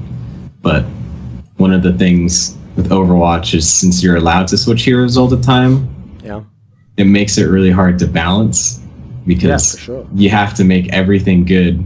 But at the same time, if you make something too good, like Ana, it makes tanks so fucking good that they become annoying. And then but with some teams it's different, like Rogue. No matter what meta it is, they mostly just play their dive comp with Soon on Tracer, Nico on Genji, and then Unko on Zen or Ana. It really depends on the team. If a team doesn't have someone that who's like Soon, who's like so good at Tracer, they can just kind of play around that and make a comp around that, then they usually have to switch or find people that are more versatile. And some teams, like Immortals, was really good when it came to tank comp, like quad tank or 3-tank soldier back in the day, until some things changed. And now I think they're struggling a little bit. So meta changes definitely screw around teams on how strong they are sometimes. But I don't think it's affected Rogue that much. Okay. You know, Monty, I also think that's unfortunately a problem. Like, to carry on that discussion we had a few episodes ago about the fact that it's so tough to balance a game for casual players and for pro players. This is a perfect example, because yeah, go on. I heard from Jeff Kaplan that when they were balancing Ana as well, they looked a lot from the casual players' point of views as well, and their win rate, and it's that really screws around with the competitive play. It's well, of course, but it's like we were talking about. It's like that in any MOBA, right? You look at solo queue win rates for a champion like Ryze in League of Legends, and it's absolute shit. But he's incredibly powerful at the professional level, and so you're always going to have differences. Like Junkrat, and we've even seen this in tiers. Like I've seen graphs of these heroes are played in these bronze, silver, everything. And Junkrat is huge in bronze and never played in GM, right? So when you make a game with a lot of different characters, you just have to accept that you're not going to achieve perfect balance across all tiers, and you just have to be okay with that, right? So it doesn't really bother me. And I mean, obviously, I'm super biased because I literally only give a fuck about the professional game. I don't care what happens but as a developer, you have to care about what happens in bronze, because that represents a huge, that represents most of your money and your player base, right? Mm-hmm. But I admit my biases in that I only want to see the very top tier.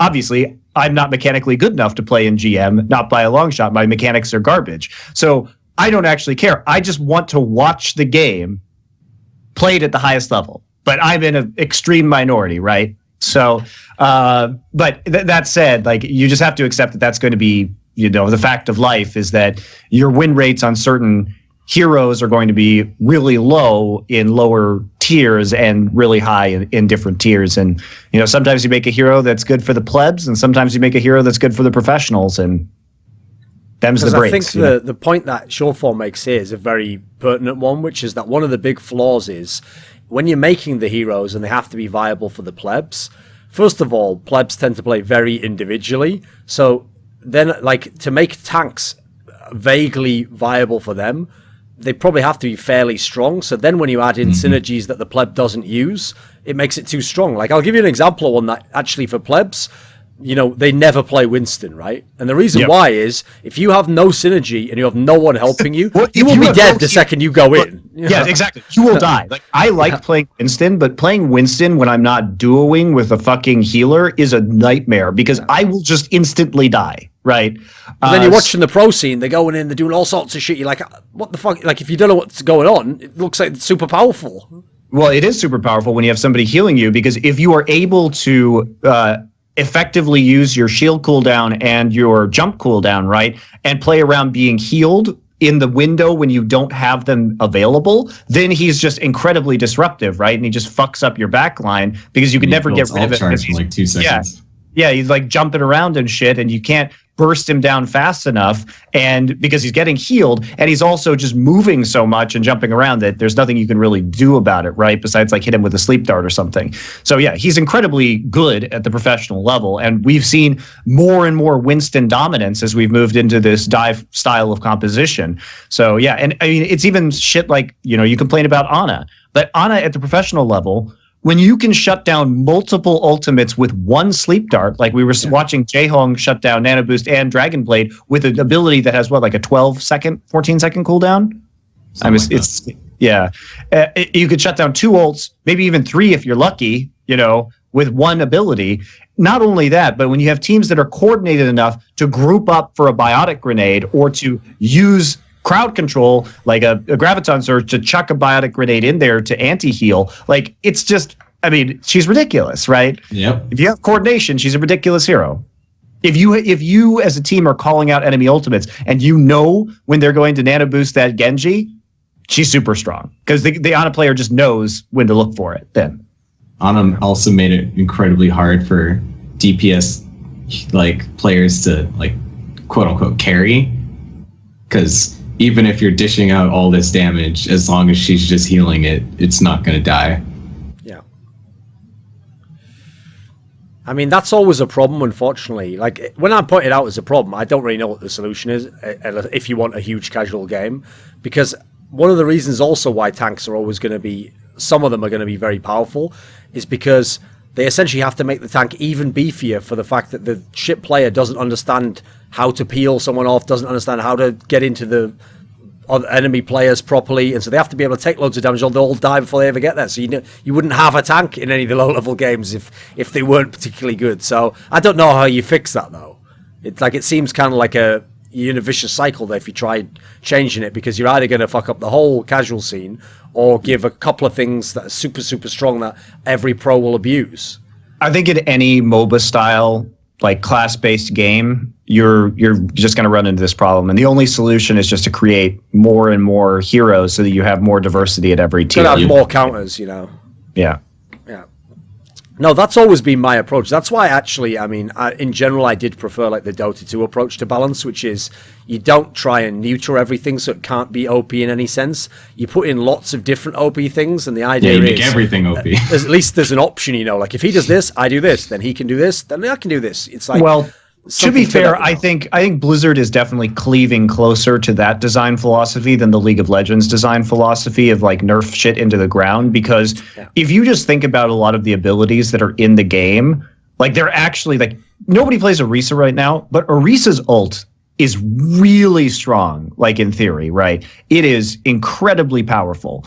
And there aren't, I think, besides Dota, there aren't very many other MOBAs or MOBA type games that would increase, you know, do something like increase damage by that much for an entire team, right? So I think they're definitely, in line of sight. I think they're definitely like moving more towards the Dota like super powerful style of balancing rather than the Riot League of Legends one, which is sort of trying to like rein everything back. Too bad Orisa sucks right now. Well, she sucks. Let's be clear. She sucks against dive. She may not suck forever if the meta changes. Well, she also sucks against anything that can shoot its head. Yeah, well, fair enough. They will make her McCree just eat her alive.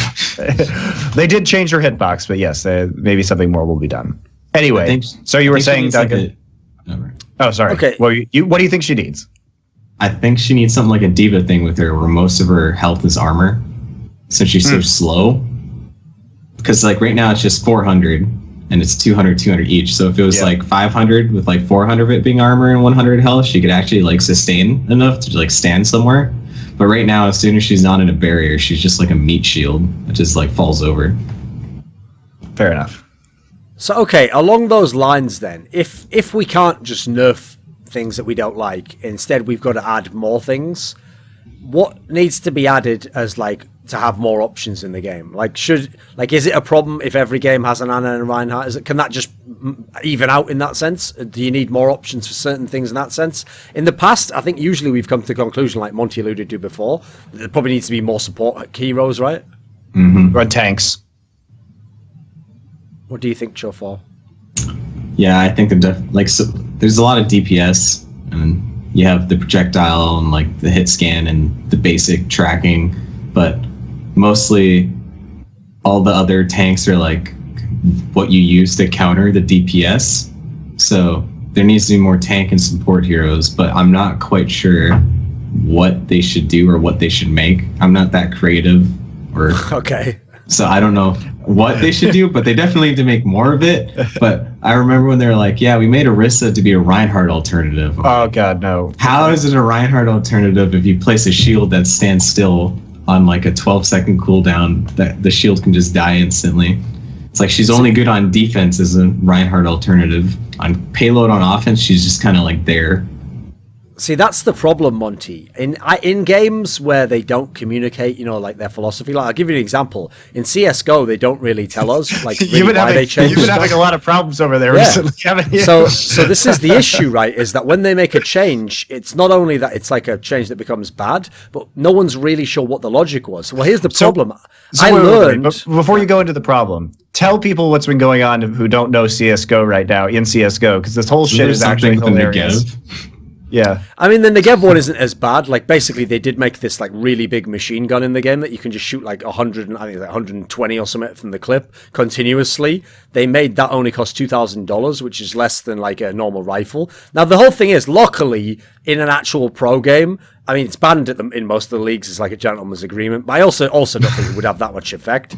But elsewhere in the game, we've got some other problems. Like, for example, they have a problem kind of along these lines where in CSGO, one of their design philosophies is, unlike past versions of Counter-Strike, they want every weapon in some context to be viable, which obviously isn't possible because every game I've ever seen that's an FPS game has like a hierarchy of which guns are the best. You want to get the best guns, and then if you have the lesser guns, you only have them out because you're forced to, basically, right? The idea that everything could be viable in some sense almost is like a logical, like it can't exist. It's a paradox, but that's the world we live in. So here's my point, okay, is that sometimes you almost think, maybe I shouldn't have wished to know what they think, because when you find out what they think, and it's horrifying, like what he just said about Orisa, it's more depressing, Monty. It's more depressing than not knowing.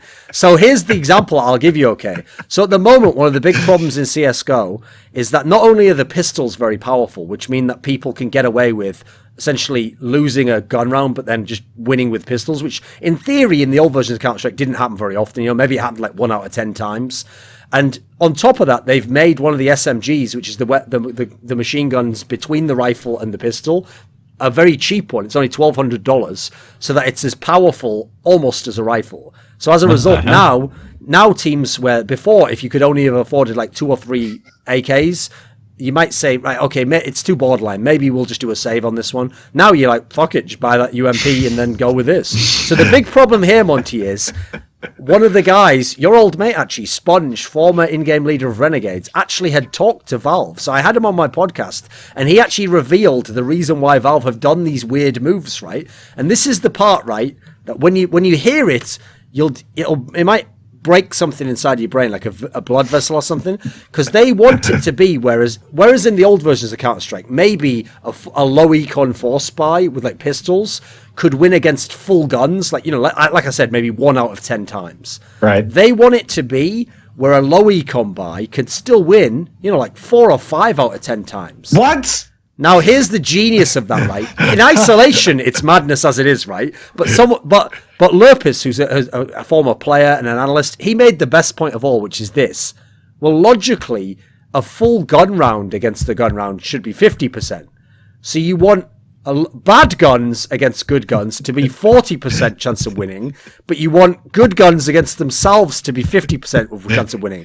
That doesn't compute in any sense. Like that cannot exist. Like that is actually mutually exclusive. And so you can see the problem that we're having here, Monty, is like, if they really think that that's the world we live in, then it's broken, isn't it? Like it's fucked. And so the problem with that is, it's like the finding out that not only does God exist, but actually he hates you, and he has purposely designed life to spite you. Like, that's worse than not knowing that there's a god and just being in a cruel universe that's indifferent, right? Actually knowing that it's purposely set up to ruin everything, you know. So that's all I'm going to say is I have Gnostic, no hope. right? You go full Gnostic at that point.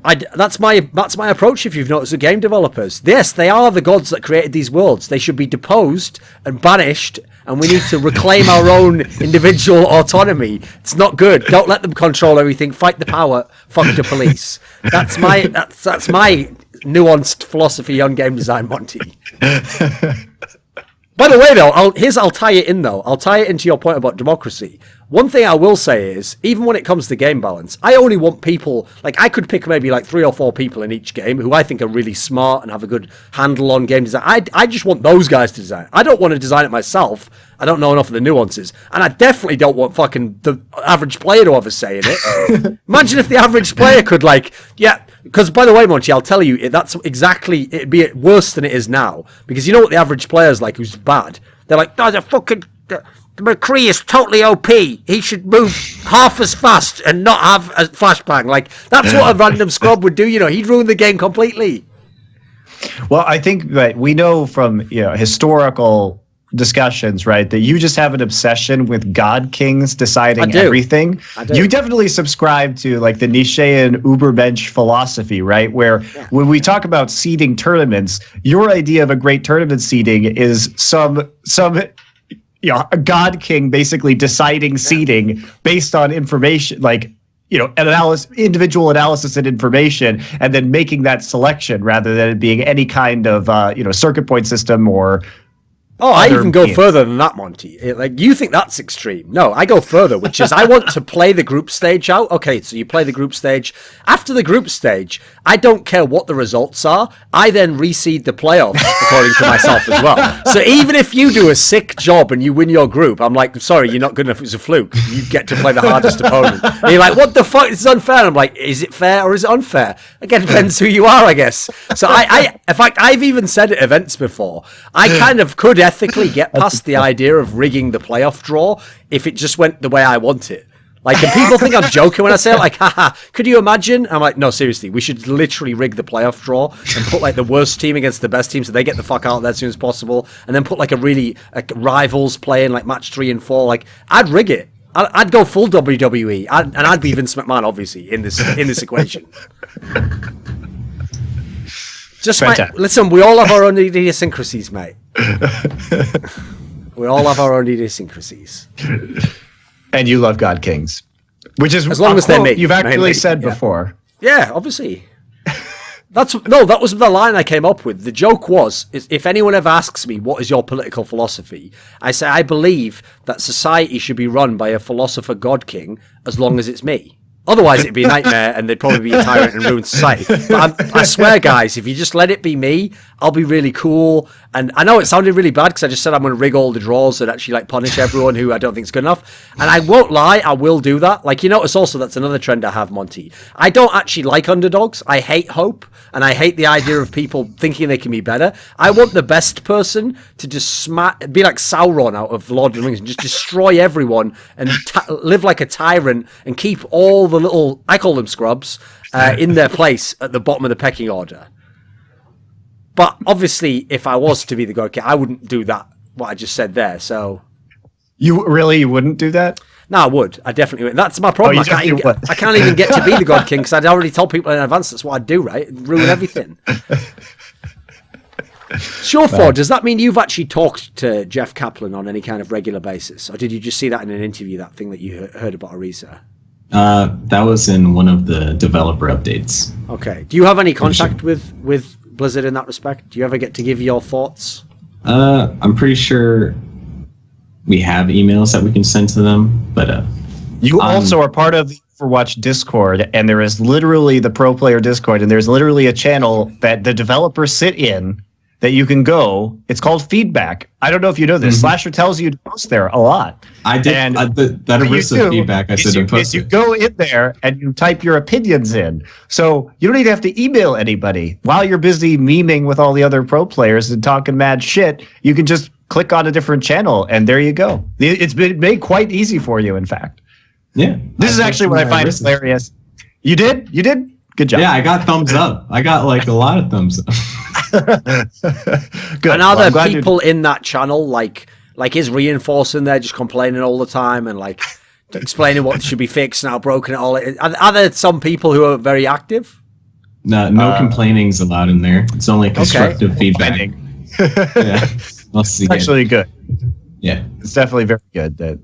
I mean, I'm looking right now. Yeah, there's a bunch of pro players that have been typing in here in the last 24 hours. There's also and they do offer feedback and bug fixes. They offer video clips or clips that show like when the bugs occur. So I think it's great. Mm-hmm. So, but it definitely, I'm glad you use it, but in my opinion, not enough pro players have been actively using it, because anytime anybody complains or start complaining on Twitter or whatever, or to me personally, I'm like, did you tell them this? Because Blizzard, you do have a very direct method to give them feedback. No, the only time I ever complain, I usually put it in there. Like the other change I said is Reaper. It's like Reaper is such a weird character where he should be killing tanks. Yeah. But he sucks against tanks at the same time because he's so fragile. But I think one little quality of life thing could help him be a little bit stronger, where he can cancel out his Wraith form whenever he wants, kind of like Mayfreeze. Okay. That's been suggested a bunch. Yeah, because if, like, for example, you dodge a McCree flashbang. Or a hook, Roadhog hook. Yeah. After that, you're kind of just floating there looking at each other. And you're like, what's next? But if you could actually cancel it, it's like, all right, good, I dodged the hook. They totally know the perfect timing of where you're going to be, or when you're going to be coming. There's even sound cues. Yeah, it's pretty bad. I agree. Mm-hmm. Okay. SureFour, one of the things that no one is sure about still in terms of how Overwatch League will be is like, will whole teams just be taken by franchises? Will people get to stay together with the teammates that they've played for a long time? What is your perspective on that? Like, what is your sense of it? Do you have any information? Well, I've been told plenty of times that there's going to be a combine for like sports organizations that buy in to find players. But if you're already like Cloud9, for example, and you buy in, you're going to stay with your team. They're not going to break you up or anything. Okay. Unless you want to be broken up. Yeah, unless you want to be broken up. Okay, so I'll keep my eye on what happens there then. If you come out with some public statement like, alas, sadly, I couldn't stay together. I wish I could stay with those guys. They're brilliant. And I love those unknown Korean guys that Bishop got in that probably did or didn't work out, depending on when I'm saying this, after season 3. I don't know about that. Like, I don't know if we're going to be like, if Cloud9 buys in, if the players have the option to leave the team for the Overwatch League. I don't know about that. But I know Blizzard isn't going to break up teams. Okay. Yeah, technically, you still have legally binding contracts with Cloud9 as an entity, so they shouldn't be able to do that unless your buyouts are actually paid. Yeah, by Blizzard or something. Or by Joe Schmo NBA owner, right? Yeah. So, okay, Monty, I had a topic I wanted to ask you about because it's something you were quite vocal about on Twitter, which is the problem with the whole NRG situation with Seagull as well is that at least if you invite NRG, okay, they have been underwhelming, but they at least have a name value, and they had Seagull, and they at least, maybe they could have improved things and gotten better this season. The problem is the vacuum that they leave when you don't invite NRG means there isn't really someone who's LAN tested who will accept the invite, who you can invite, right? It's kind of a problem where there's no right answer almost. So no, there isn't a right answer. But here's the fundamental problem is that people read too much into that aspect of my tweet and ignored everything fucking else that I said about why you shouldn't, like why I was talking about selfless, which is there are other issues too. So my other issues. So pretend you're a tournament organizer, and I'm not saying this is OGN's logic because I am not responsible for selecting teams for OGN. So OGN will come to me and they will ask me, they'll say, hey, we're looking for invites this season. Can you give us like a list of teams that you think have been doing well, of which I personally included Selfless on that list, okay? Because they had been doing well. But again, so I give them the list, right? And they do their own research. They're not idiots. Like, they're perfectly capable of watching Western tournaments and making decisions. So I give them the list of my opinions of large number of teams, more than could be invited, about who they want to get. And then they look at it and they don't say, hey, we're shortening this list, Monty. Why don't you pick out the 2 teams or the 4 teams that are coming? They make that decision. I have nothing to do with it. But so I can only speculate on their reasoning behind inviting teams. Now, one of the reasons is that land experience is really important. You don't want to invite a team that you think is just going to fucking collapse, right? And Energy, with their new roster, has a land-tested roster, so it's less likely to collapse purely from stage fright or inexperience on stage reasons. So that's something to consider right there, for sure. Also, you consider the popularity and the fame of the players. You have to consider the professionalism of the organization at hand. I know personally nothing about Selfless as a team. I don't know who owns it. I don't know who manages it. I do know that they have never really competed in any game in a major league, right? And so when you invite a team to Korea, especially if you're going to invite the players for 3 months to operate on their own independently, you have to have a level of confidence that those players are going to be able to be managed properly in that environment. Just like, you know, C9 sent out a manager with the team. Most teams send out managers, at least one manager, right, to be here with the team at a certain point in time. I just don't know. Maybe Selfless can do that. I don't know, right? I'm just saying I would have more confidence personally, not talking about OGN. I don't know how they feel. I personally would have more confidence in a team like C9 or Immortals that has a demonstrable track record of participating in top-level esports competitions, which Selfless is not. Like, what I guess Selfless's most famous team is their CS:GO team, right, Thorin? Yeah, yeah. And even then, it basically in CS:GO, it's just a guy who was a community member who made a team, and that's his org. And from what I know of him, he's a cool guy. Like, he seems like he has. Yeah, I'm not trying to shit talk Selfless, right? But I'm just saying, like, they're not at the same scale of organization as Energy. And that's basically, it's objective. In CS:GO, they have essentially, because it's just a guy who owns it, you know, I don't think they even have like the same level of sponsorship as the others. Because a guy runs it and he has to obviously figure out the finances himself, they've essentially turned into kind of a farm team. You know, like, he gets players that are young players. If some of them turn out to be good, he has to sell them to the Cloud9s and these teams. And then he gets the money from that and he reinvests it in the org, and then he gets some new players. And so unfortunately, he's almost in like a mad purgatory in CSGO anyway, where if he gets a good player, then he has to lose them. But then he has to try and get the next good player. But then if they got good, he has to lose them.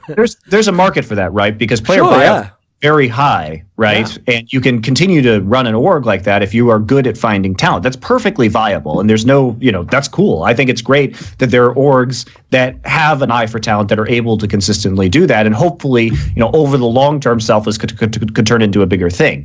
I'm just saying that when you are considering inviting teams, you have to take these things into consideration. And Selfless is not a team that has competed at a high level in a long form league in a LAN environment, and especially internationally, and that's like a concern because you don't want shit. Your OGN is not some they're not fucking MLG. Like, I love MLG, but there's a difference between being like a Twitch broadcaster or online broadcaster and being a licensed television station in a country, right?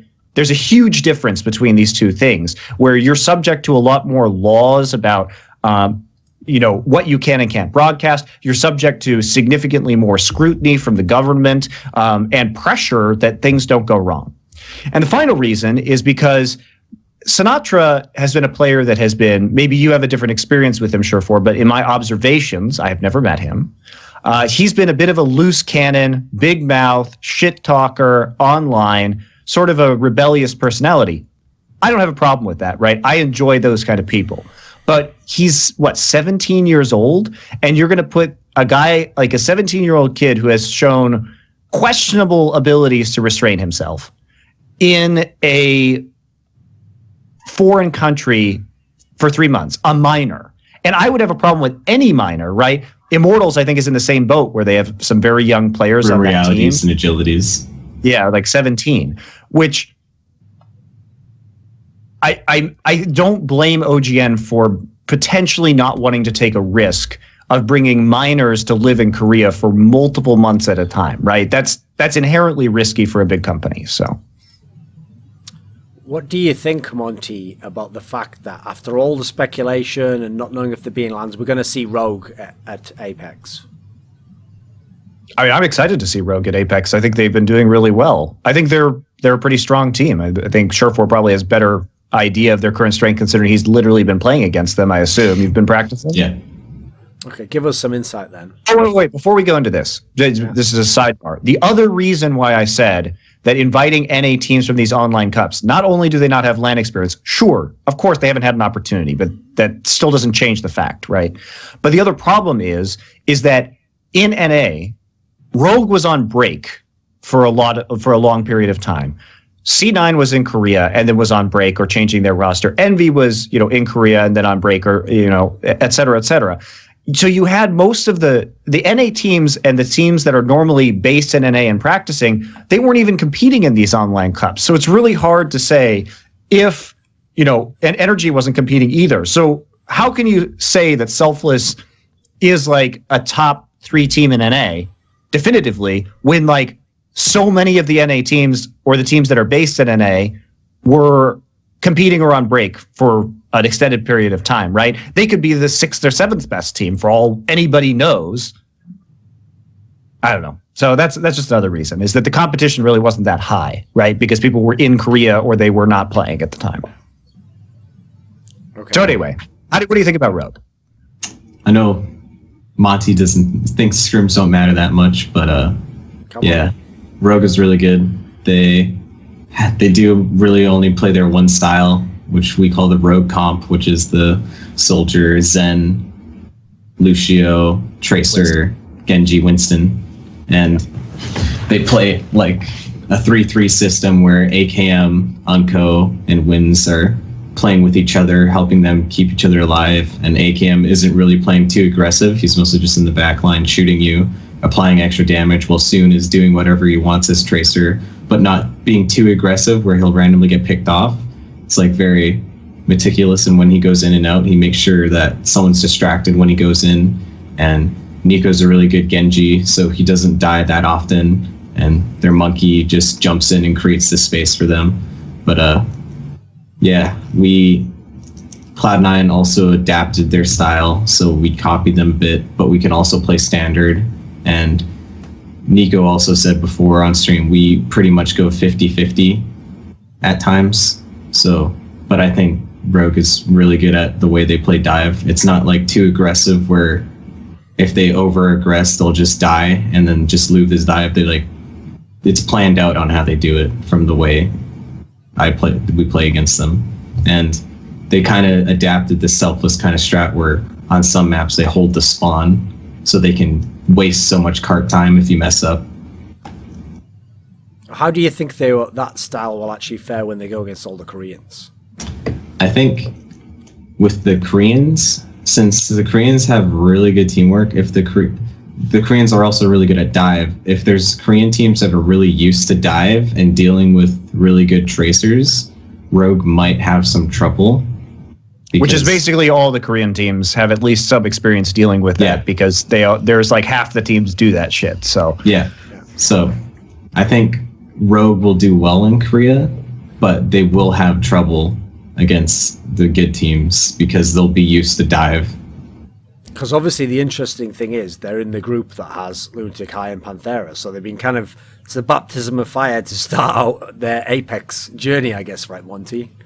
I think Panthera is probably going to be a little bit overrated. I actually would have to check the schedule to see when Rogue is playing Panthera, but I think that the synergy from what I've been hearing is not there yet for Panthera. So if Rogue hits them early in the tournament, I can see Rogue winning that match. It's apparently May 12th, so they've got a little bit of time. Oh, okay. That changes a lot. If they were playing them first, then it might be a bit of a different scenario. I also think Selfless is good, but they're also very limited because I don't think they have that wide of a variety in comp. Kresnik can mostly only play Reinhardt.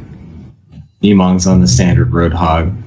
Michael likes the Ana, and from what I've heard is Selfless doesn't really have strategy. They kind of have a do whatever the fuck you want kind of thing. So Defran just runs around, just fragging people. Sinatra is annoying in the back line. So I think at the start in Korea, if Korean teams didn't analyze how they play, they could catch a lot of them off guard with how they spawn camp and Defran just doing whatever. But because when we first scrimmed them, we got bodied a bit because we didn't know how to do it. But once we learned how they play, you mostly just stop Defran, and then you can, and as long as you don't die to Sinatra if he's on Tracer, they can fall apart because Defran isn't doing as much damage. I guess the way Selfless is so good is when Defran is not contested. If he's just on the high ground shooting everyone, he's going to kill everyone. But as long as he's either getting killed or being blocked in some way, then Selfless gets stopped in a way. Okay. So Monty, one last topic I wanted to bring up was Meta Athena was the team where you wondered a lot of the last season, like, you know, basically when would the run end? Like, you know, would they just turn out not to be able to play against some of the other top Korean teams? Like, in the end, they exceeded expectations, right? For sure. They exceeded expectations, but I do think that they were lucky. They sort of stumbled through the minefield for a long time without actually stepping on a landmine because they avoided most of the very good dive teams that could punish their aggressive tank line. And once they hit that, they were pretty much donezo, right? They got pretty wrecked.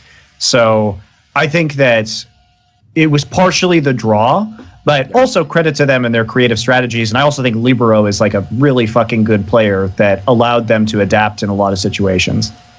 What did you think, SureFour, that like style they had where it was like Hoon just like was carry the whole game, you know? Yeah, it was interesting when we played the Scrim Them event. It was mostly just like everyone play around Hoon, the Zarya that just runs into you with full charge. And well, that's the other thing, right, is that people looked at the D.Va changes, and I don't think, I didn't either at the time, but I don't think they realized how much that would actually change the way the professional game was being played. Because the shift to D.Va being able to eat Graviton at any point, and Zarya couldn't just hop in and throw it at the ground. Yeah, because in Apex, the entire professional metagame was revolving around nano boosting Zarya and getting her as many Gravitons as possible and getting guaranteed Gravitons because you couldn't stop it with defensive Matrix. So actually, in terms of the professional scene, that one change, I think, affected the metagame way more than anything else. And so when Meta Athena also had to deal with that meta change where they couldn't do that anymore, it also really hurt them. Okay. Oh, by the way, Monty, since we didn't have an episode in between, that boost that they did in that like semi-final match was pretty god tier, wasn't it? Except that they didn't quite pull it off, unfortunately. Like, obviously, it didn't 100% work. That was pretty ballsy, though, right? Yeah, I mean, I love all their strategies, right? They're super creative in the way they approach things. It's really like a pleasure to watch them play. And you know, I said this like on the broadcast is that when I think about Meta Athena, I think about them as a team. They're almost time travelers because the way they conceptualize Overwatch is how I think most teams will be conceptualizing it 6 months or a year from now, where you have all these creative set plays, right? And more teams are getting into that, how you set up plays. But even from the beginning of Overwatch, I was the one saying, like, this is going to be more of like a playbook style thing where, especially on first pushes when comps are blind, you're going to be picking a comp and you're going to be trying to like execute on the first point in a very specific way, and then you can retool and it becomes more free-flowing after that. But I think what they're doing is that they're doing very defined strategies that are really fun to watch. And the more Overwatch is refined as a professional sport, the more we're going to see those kind of play calls and playbooks come into force. And also, the more we're going to see, people complain that there's too much action going on all the time, but in my experience, action has actually been decreasing in consistency as professional Overwatch has gone on, because now people know when a fight is won or lost and they just kill themselves, you know, they jump off the map or whatever, everybody resets and there's like time to see the next play develop, right? Constantly fighting is actually not very efficient at Overwatch, because if you've already lost that fight, you're basically just giving them ult charge. So you want to, you know, wipe as fast as you possibly can and then reset without giving too much of an ult economy advantage to your opponents. So part of that, I think, is just more refinement from the professional scene. And in any esport, these kind of developments take years and years and years, right? Yeah. I mean, that's one of those areas where I actually think the MOBA influence just overpowered Overwatch to begin with, because MOBA team fights are more like that. It's like people are just reactive and seeing what happens, and then you're trying to make the correct decision. And so that was what I actually found strange about Overwatch when I first started watching it, was like there's all these good players, but it's almost like they didn't have a set plan at times, depending on obviously the map and the mode, etc. Sometimes they're just playing like, oh, this is what's happened right now. I'm going to do this. Whereas obviously coming from Counter-Strike, the logic I thought was, okay, it wouldn't work all the times, but there's definitely certain spots that you want to go to where it'd make a lot more logical sense if there was literally an order, like this person goes, and then we do this, and then comes after that. It's exactly what CSGO is, right? You have a plan coming in. You're like, we're going to smoke off this area with this buy, and we're going to try and attack a site from here, right? But I think we're going to see more of that in Overwatch, and I think it's going to be encouraged too, because Blizzard, we can talk about the validity of certain map types, but Blizzard is going to bring in new game modes, right, eventually. And I think that this is going to be an iterative process where once Blizzard realizes that it's more exciting to watch these more meticulous strategic games, and it's more exciting to play them too if you have like different points to attack or different plans going in, that we're going to see more game modes that encourage that emerge, and like a movement away from control and those kind of like more chaotic map styles. Yeah, just less 2CP. See, but the problem is not 2CP itself. It's the maps. It's the maps, I think, mostly. Because I love 2CP as a concept because of this reason. You can have very specific plans about how you're going to attack point A and how you're going to attack point B. We can criticize the maps and the spawn points and the stalling. All that shit is bad. But purely fundamentally, Assault and 2CP is a good map type because it's not constant action. You have time to make a plan, attempt to execute it, you take that point, then you reshift your strategy, right? I think it's actually one of the best map types purely as a strategic concept. It just hasn't been executed in that great yet. Hopefully that'll change. SureFour, do you have any final words? On, definitely in closed beta for Overwatch, things were definitely like, all right, I'm just going to use my ult now. Let's just do this. Yeah, this is great. Everything's working out. But definitely I've noticed the trend where everyone's like, all right, we're going to use this ult. If they use this ult, we'll use this ult. Everyone position here. Just recently, Gods is our like strategic guy. He made a little plan for King's Row where every team we faced for the first time, we took first point with it. So if you have like a set play but it's not as good the second time because they know what you're going to do because it's based on like set movements. Okay. But yeah, there's definitely going to be stuff in Overwatch, and even in closed beta, there are like set plays you can make against certain teams because some players usually stay around the same area. So you can be like, all right, we're going to speed boost here, just kill him real quick and then go over here. So if people are redundant in the way they play, you can make plans around that as well. Sure. Okay, if the show were to end any second now, what would be the last thing you'd say? I'm glad we got the Korean players to seem to be working out well. I hope the drama that happened to Zephyr doesn't come over here, but I doubt it because we're in America now. And thanks for having me.